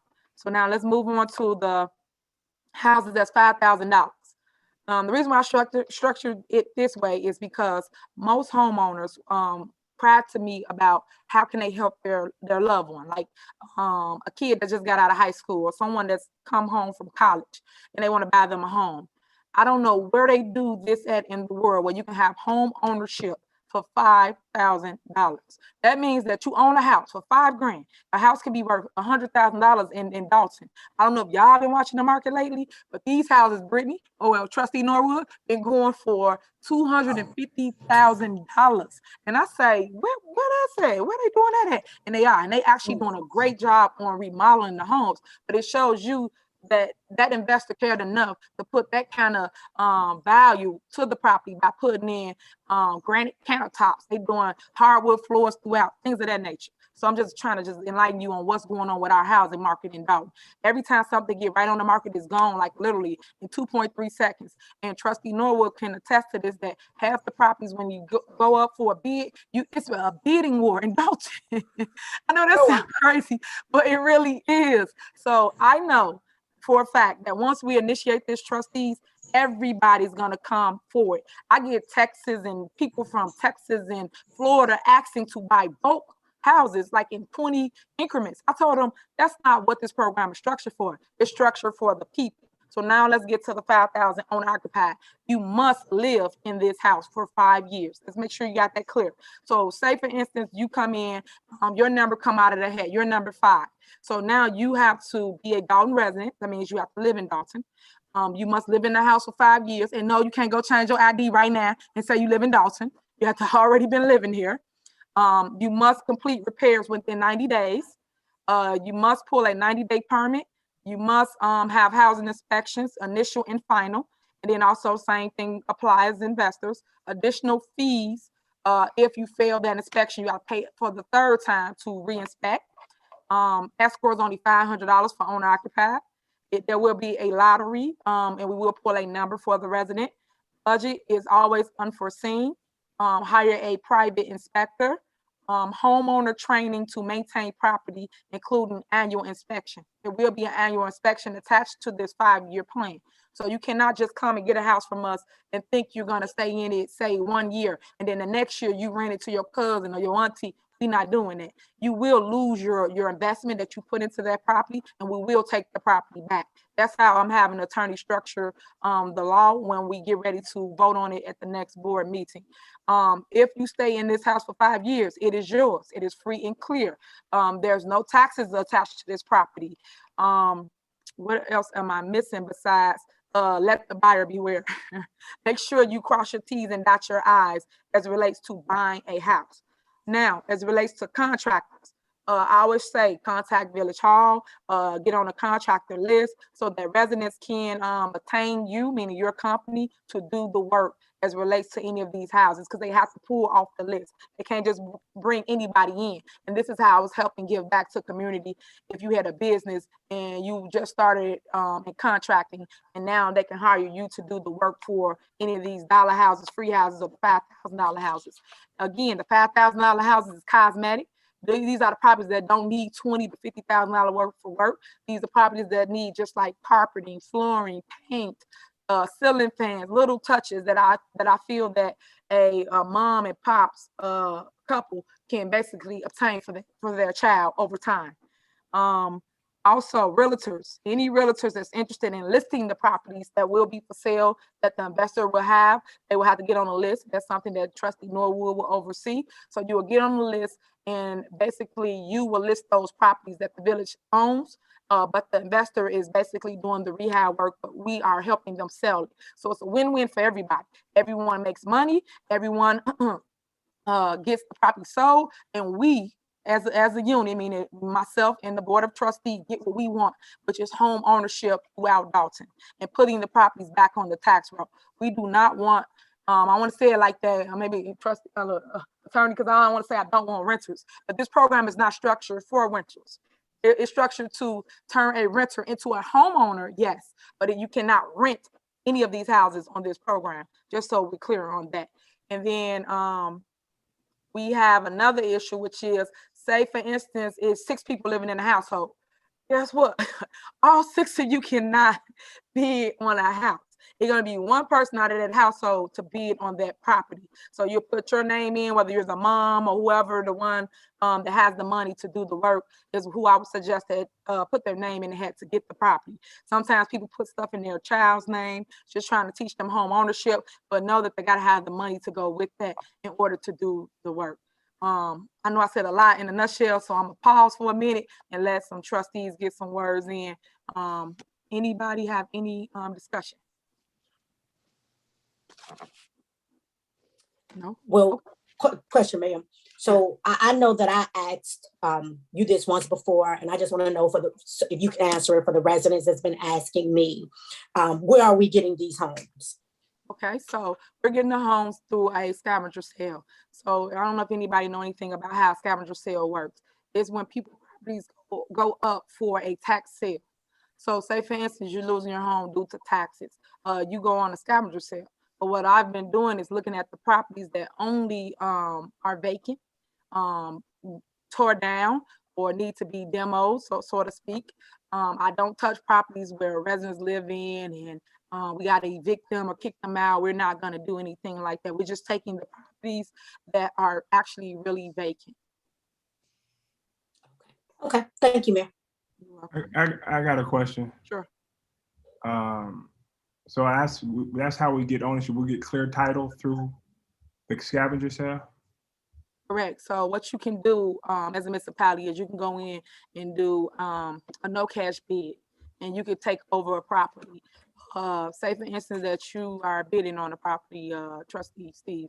So say you at the scavenger sale and you're going to bid on a property. A village, a municipality, a city can go in and say, we want this property, that property, that property, that property. Now get pulled from the list, and it goes under the village or city or town, and then that's how you can acquire inventory for what we're trying to do here. And when you say we can, does that cost money? It don't cost money to acquire it. That's what I'm waiting on now to get the process from county. I've already been talking to them as it relates to it. So what I'm saying, she said we can do. So I was happy to hear that. But now I'm just waiting on the steps because, as you know, nothing has opened up as of yet, because I know everybody gonna want the properties right away, but nothing has opened up as it relates to the scavenger sale yet. They don't even have a date for a sale, but they have the list out. The list is out for whatever properties that are on the scavenger sale. And if anybody is watching this and you're on the scavenger sale, just go pay your taxes to redeem your home. I'm just putting it out there, just in case some of my residents are on that scavenger sale. Anything else, Trustee? I was gonna say I'm okay with moving it forward. I still think we need, being that we don't have a housing committee, I still think something like this can take up a long discussion. And I know we don't want to be on these meetings alone. So I think we need a meeting specifically just for this, just to iron out and get the specifics on it before we actually vote on it, you know, because I got the email and everything, and that's just one pager, but I want to get, you know, I'm sure that once we vote on it, it'll be a legal document. I'm sure it'll have because there's a lot of loopholes that people can get in with that. So I'm with moving it forward, but I want to at least have another meeting. It doesn't have to be you. Maybe you can hold it yourself, Mayor, as far as just explaining this and really it may take an hour to go through this whole block by block program to make sure it's right and everything like that and get all the questions answered. Because we can be here for another 45 minutes asking questions about this. So, just a meeting dedicated to this. I beg to differ on that. The reason why, as a trustee, you've known I had this program for over 2 years. So we vetted it through. This is when everybody was all together. Everybody looked at this. Everybody put their input in as related what to do, what not to do, what to change, and here we are. So I don't want to hold anything up as relates to process, to starting everything. So if we started, you still can talk to the attorney. You can have whatever you want if you feel something we're missing, because they will be the ones that draw up contracts, put things as it relates to in legal format for us. This is just a structure as it relates to how do you get a property here in the village of Dolton. That's what this is, this structure. The legal part of it will come from the attorneys. So like say, for instance, you don't abide by rules, well, what would it say to take a property back? So all of that would be attorney ranks.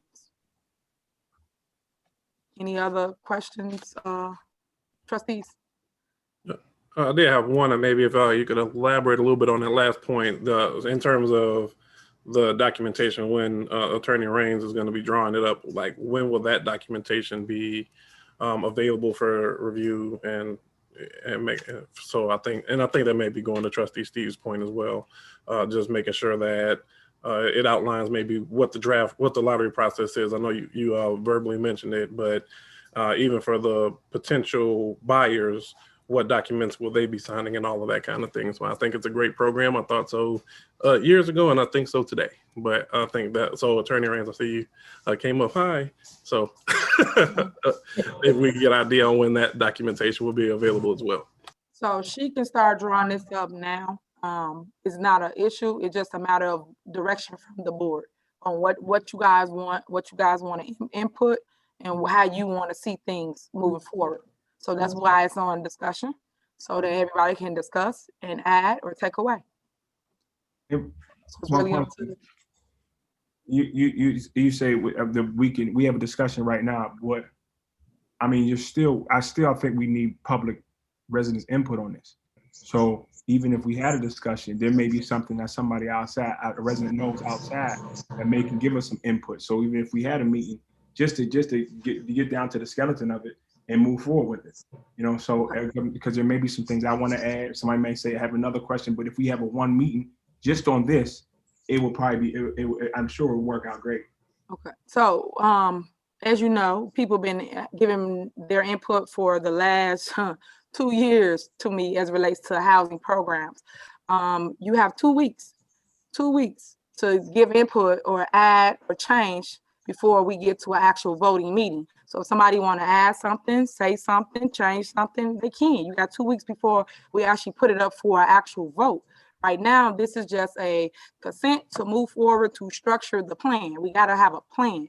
So this is the structure for the base. And then the legal part of it, like I just stated, will come from an attorney, because you saying everything else but about the block by block housing program. So does that mean you are okay with this structure here, and you just really concerned about the legal part of it, or what? I'm just trying to make sure I got clarity. I'm okay with the block by block program, but like you said, this is what you've been working on 2 years ago. But I remember when it was it came up before, but the question was there was a lot of missing gaps and stuff like that. All I'm saying is I'm okay with it.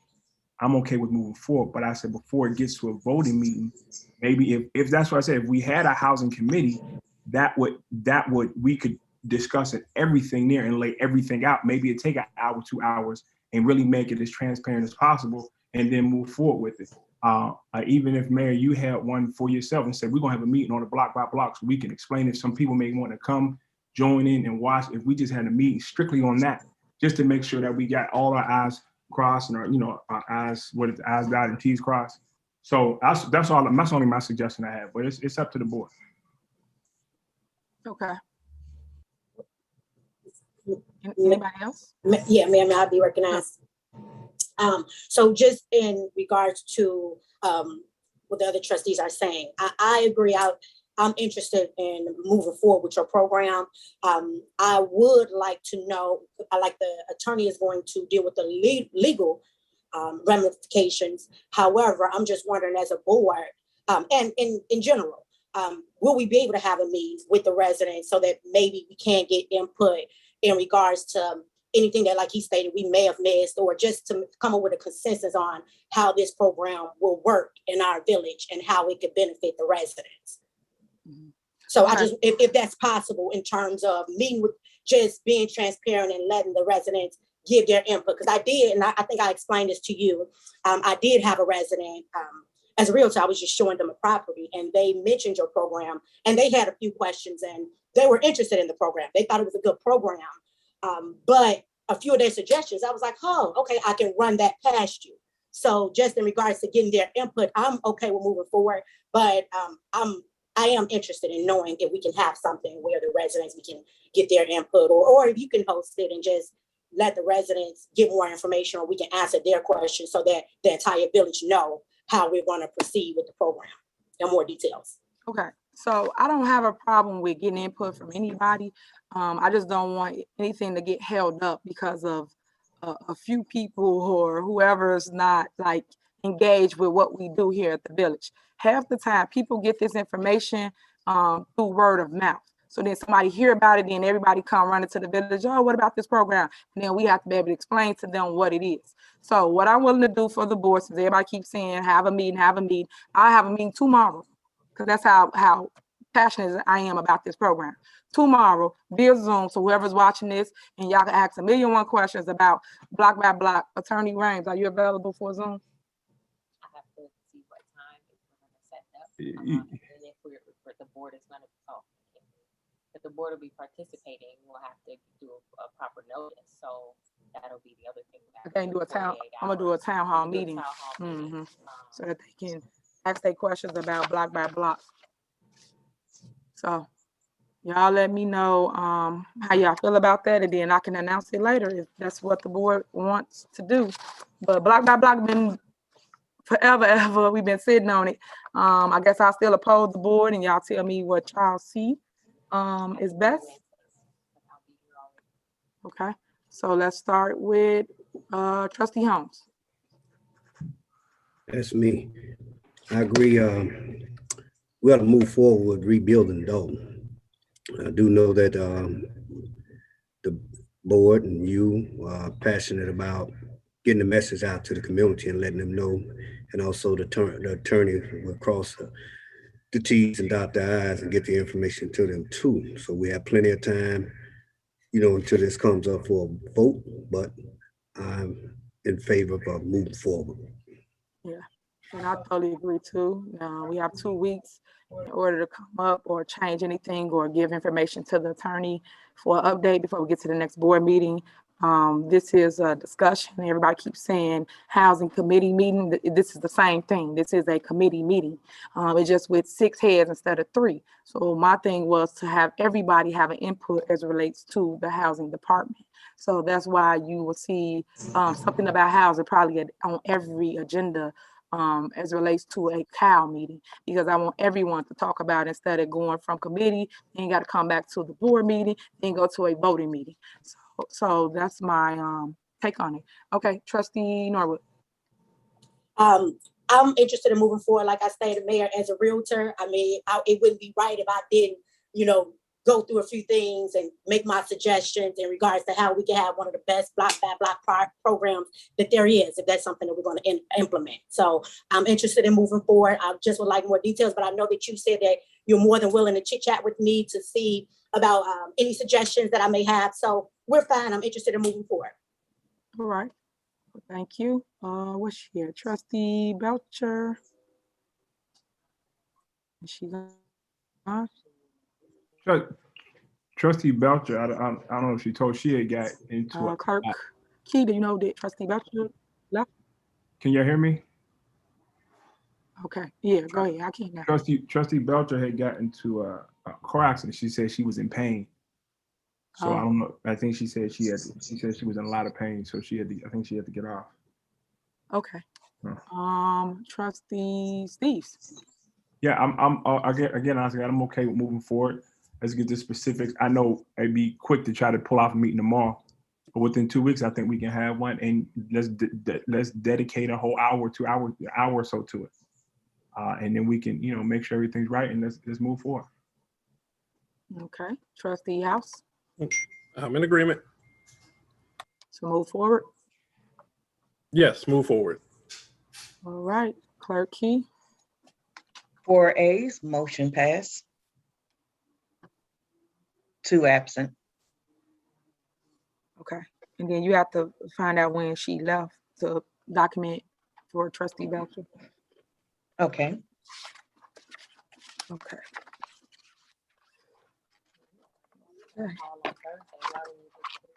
Yeah. Okay, give me 1 second. I'm gonna go over my report really quick. 1 minute.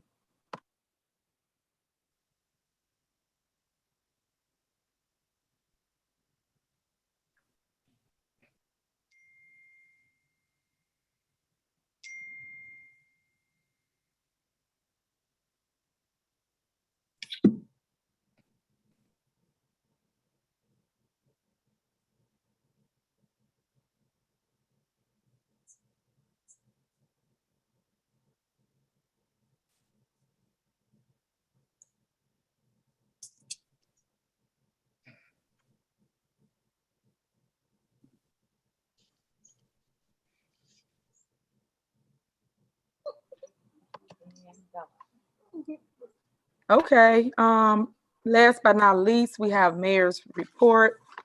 The payment center. I want to announce the payment center is doing really great. I want to give kudos to our new department head, William Moore. Thank you so much for coming and put a facelift to that. I've been getting nothing but accolades for the customer service that you guys are demonstrating over there. So I appreciate that to the fullest. The payment center is now open until 7 p.m. on Mondays.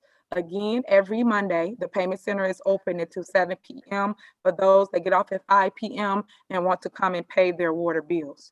I don't know if anybody know, but I did extend the vehicle stickers sales through July 9th to help residents because it was due by the 30th. So a lot of residents was really happy about that they didn't have to pay double $40 for village stickers. But know that now, as of today, village stickers has double. So if you go get a village sticker, you will pay $80. Conwell Edison Light Up Dolton. The Conwell Edison Light Up Dolton program is now scheduled to start in August. LED lights will be installed for all street lights. This should make your block and your area much brighter. So please let me know if it did help any, especially on them dark blocks. Soon we will be announcing information to give you about the program, where a Conwell Edison agency will be providing free LED lights for your porch, in your backyard, in your drive. Information will be coming soon for that program. I am hosting, along with the Board of Trustees, a mandatory landlord meeting this Thursday, July 22nd, 2021 at 6 p.m. It will be in the Village Hall parking lot. We will be providing landlords with important information and answers. So landlords, if you have any questions, concerns, that will be your time to address myself, the Board of Trustees, or any department head. We will have code enforcement, housing, water department, and public works will all be in attendance to help you with anything as it relates to a house issue.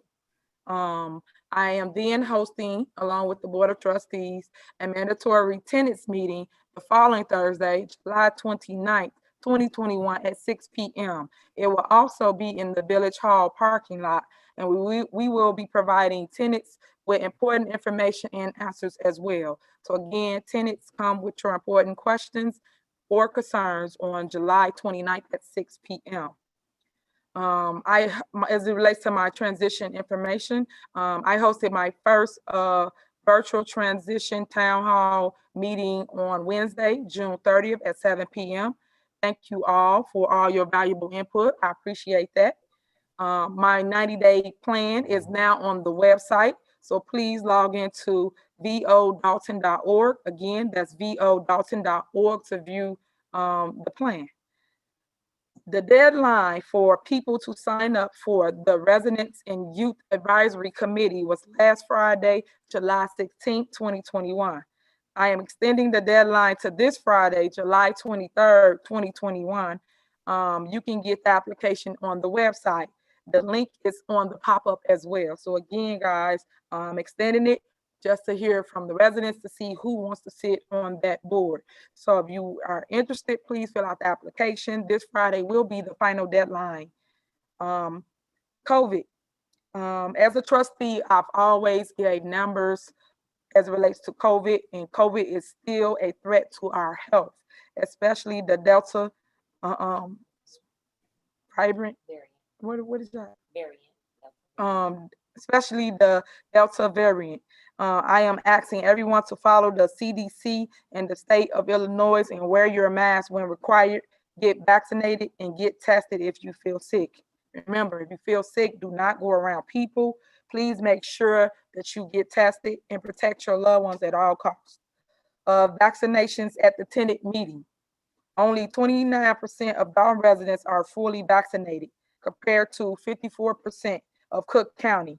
I provided a vaccination van at the fireworks display on July 2nd, and I will be providing a vaccination van at the tenants meeting next Thursday. The van will be arriving early at about 4 p.m. So even if you are not a tenant, please come by and get vaccinated. Again, if you guys want to get vaccinated, come by next Thursday at 4 p.m. to get vaccinated. Something that I am proud to announce with the help of Commissioner Donna Miller, she recommended to me the door-to-door mobile vaccination service. We have been in contact with them, and they have agreed to provide this service to Dolton. Starting Monday, July 26th or sooner after, there will be a link on the website for you to schedule an in-home person appointment to get vaccinated. This service will come to you. How cool is that? It comes to you. So you don't have to leave your house. You can just schedule it and get vaccinated. As long as you are within the age guidelines for CDC, you can schedule an appointment. Parents, you must schedule it for your 12-year-old to your 17-year-old children. So they can't schedule it themselves. You have to schedule it for your kid if they're 12, between the ages of 12 and 17. Whether you have insurance or not, they will come to you. This is very important and very convenient for you, the residents. I have asked them to make appointments available from 7 a.m. to 7 p.m. to accommodate those residents that have a long work commute. So if you're coming from the city and you're coming here, they have the Pfizer and what's the other one? Not the Johnson & Johnson. Moderna. Because I am totally against Johnson & Johnson, but if you want to take that, you can. But them the two vaccinations that will be here. They also will be back to your home for the second shot. This is a good way to keep your privacy by them coming to you. Maintenance. Roof replacements on village properties are underway. The roofs are complete for Village Hall and the paving center. And Fire Station 2 was 99% completed today.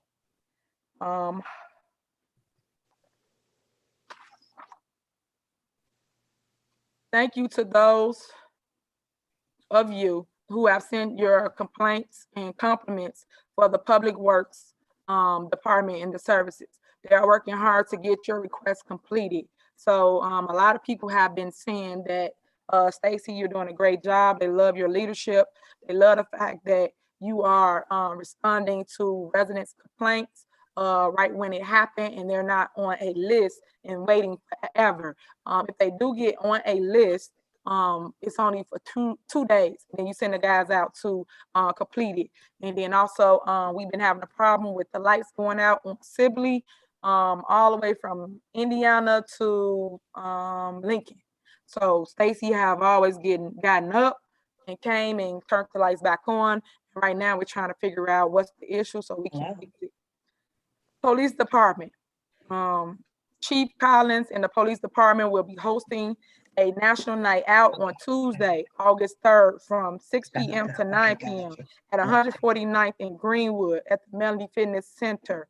The national night is a way for the community and the police department to come together to bring back a true sense of community. It belongs to community and law enforcement together under positive circumstances. American Rescue Funds.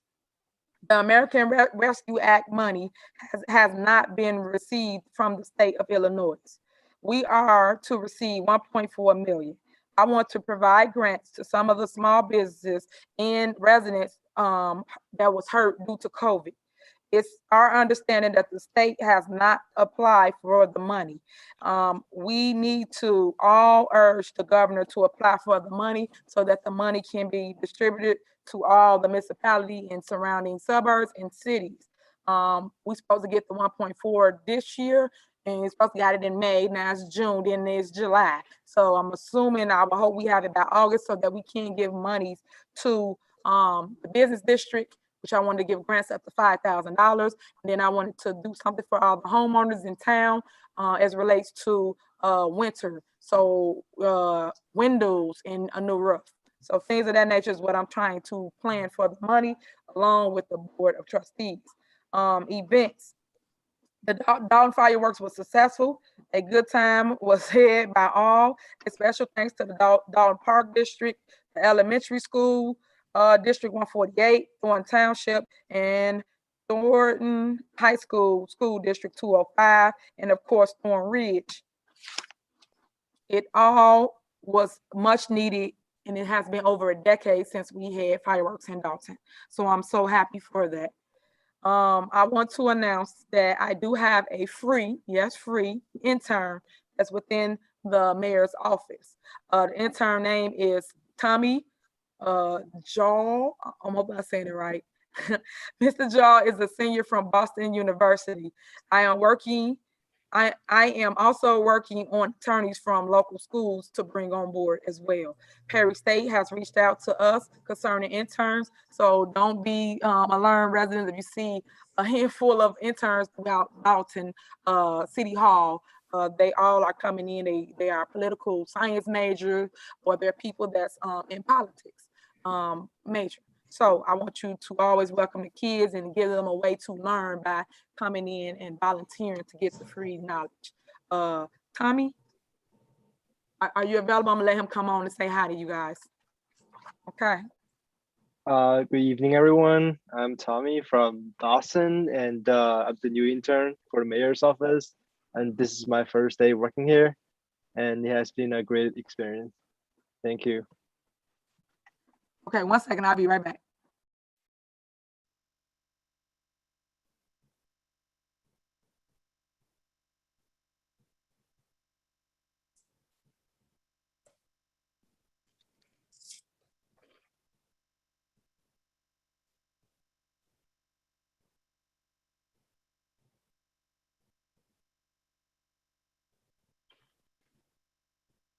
Okay.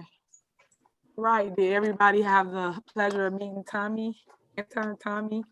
Tommy, did I pronounce your last name right? How you pronounce your last name? Zhao, like Zhao, Zhao. Zhao, Yeah. okay, Mr. Yeah, Zhao. very clever. And he's been really great. He wants more work. So I appreciate him coming on board. He will be with us until, is it mid-August for you? It's August 20th. August 20th, okay. All right, so that concludes my mayor's announcement. Again, just everyone, make sure you have on your calendars, trustees, this Thursday's landlord meeting at 6 p.m. here at Village Hall. Okay, that concludes my report. Derek, let's go to citizens address.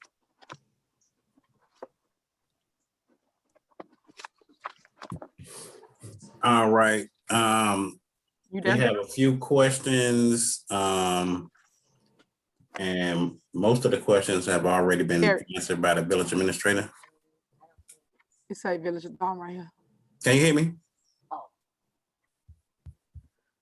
Derek, are you there? Yeah. Yeah, I'm here. Can you hear me? Okay, let me call him. Okay, give me 1 second. I'm gonna try to reach Derek so we can do. He's citizens here. as well. He's talking, Mayor. He's Talking, Mayor. Mhm. Can you hear me? I can hear you. Can Oh, you hear okay. me? I didn't. Okay. Whew. Okay. I'm like, no. Okay. Now I can. Okay, so I was saying it's a couple of questions, but most of them have been already answered by the village administrator, but I'll just go through them anyway. Okay.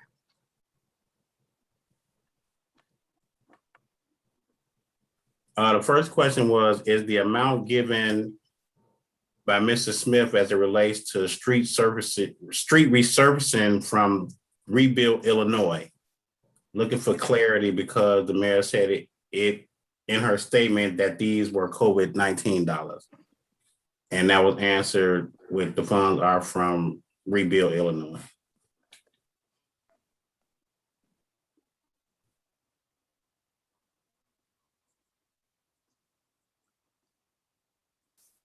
Next question was, will there be a fee charge to the village for storing the dumping on a property at Pekurski? And the answer to that was no charge for that.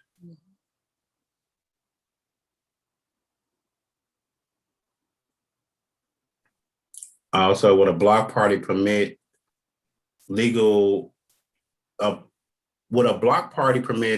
supersede an ordinance prohibiting bouncy houses on the front yard? And that one answer was yes. Next question is, why are officers coming onto my private property in my driveway and ticketing my vehicle for expired license plates? It's a vehicle I have not driven in 2 years. It's on my private property. That was answered also in the chat, and according to an ordinance, vehicles on public or private property can be ticketed by Dolton.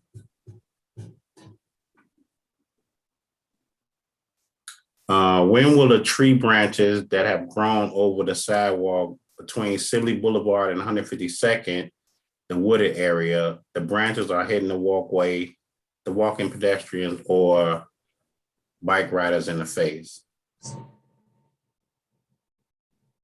Let's see the answer to that one.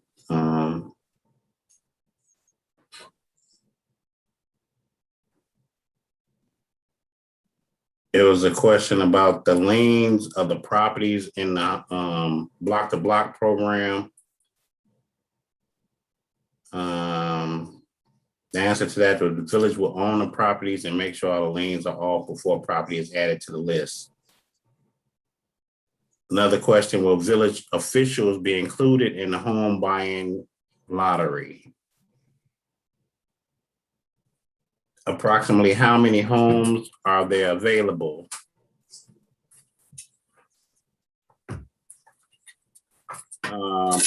Who will pay the court costs to remove the liens from the properties?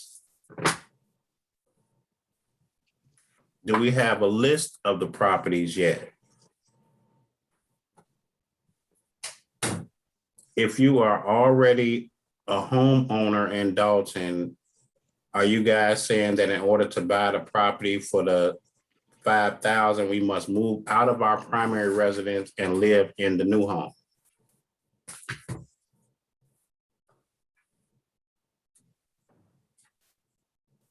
If you have family that can do the repairs, are you able to use your family to repair the house, or do you have to use Dolton contractors?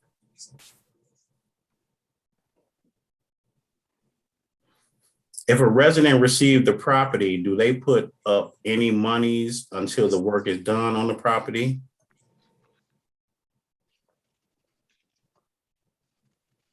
Will the 5-year ownership plan cause our community to grow into a renter's village after the 5th year?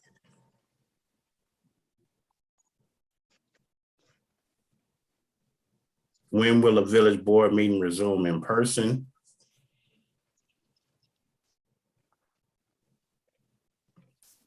What responsibility in the block by block did mayor give to trustee Norwood? When will the attorney have a document that residents can review on the block by block? Who is the chairperson for housing? And which trustees are on the committee?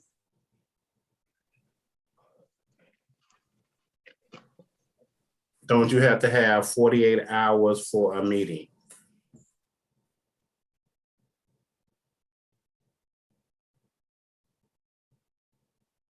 We only have 2 lights on our block. How do you request that your block receive more light poles?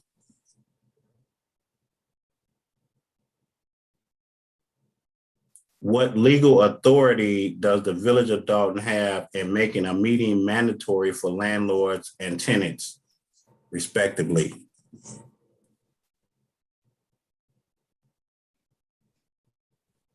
Will the residents and the landlords for the block to block have to obtain insurance on the property that they receive?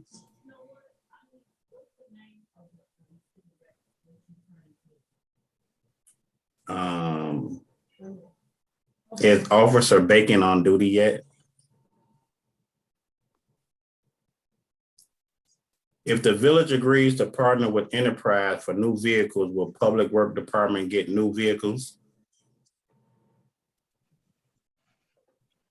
What is the turnaround time for branch pickup? My block still has branches from Memorial Day weekend.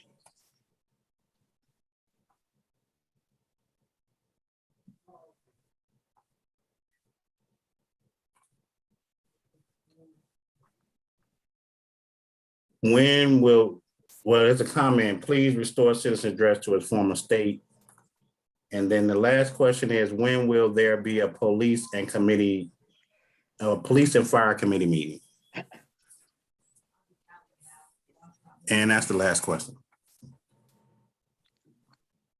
So much. Right, residents, thank you for tuning in. Any questions that was not read into record, we will answer like we've been doing at every board meeting. So I thank you again for coming on this evening. Thank you, Board of Trustees. Meeting adjourned at 8:59. And keep I'm gonna motion to adjourn. Oh, that's right. Hold on. Keep Trustee Belcher in your prayers for her accident she had. I didn't know she had an accident. So make sure y'all keep her prayed up and check on the trustees. Okay, motion to adjourn board meeting. Second. Motion by House. Second by Steve. Yeah. Okay. Roll call. Andrew Holmes left at 8:48. A 10-year-old was shot, so he left to handle that. So we have Norwood. Aye. Steve. Aye. House. Aye. And Belcher left at 8:20. All right, motion carries. Motion carries, yes. All right, good night, everyone. Good night. Good night. Good night.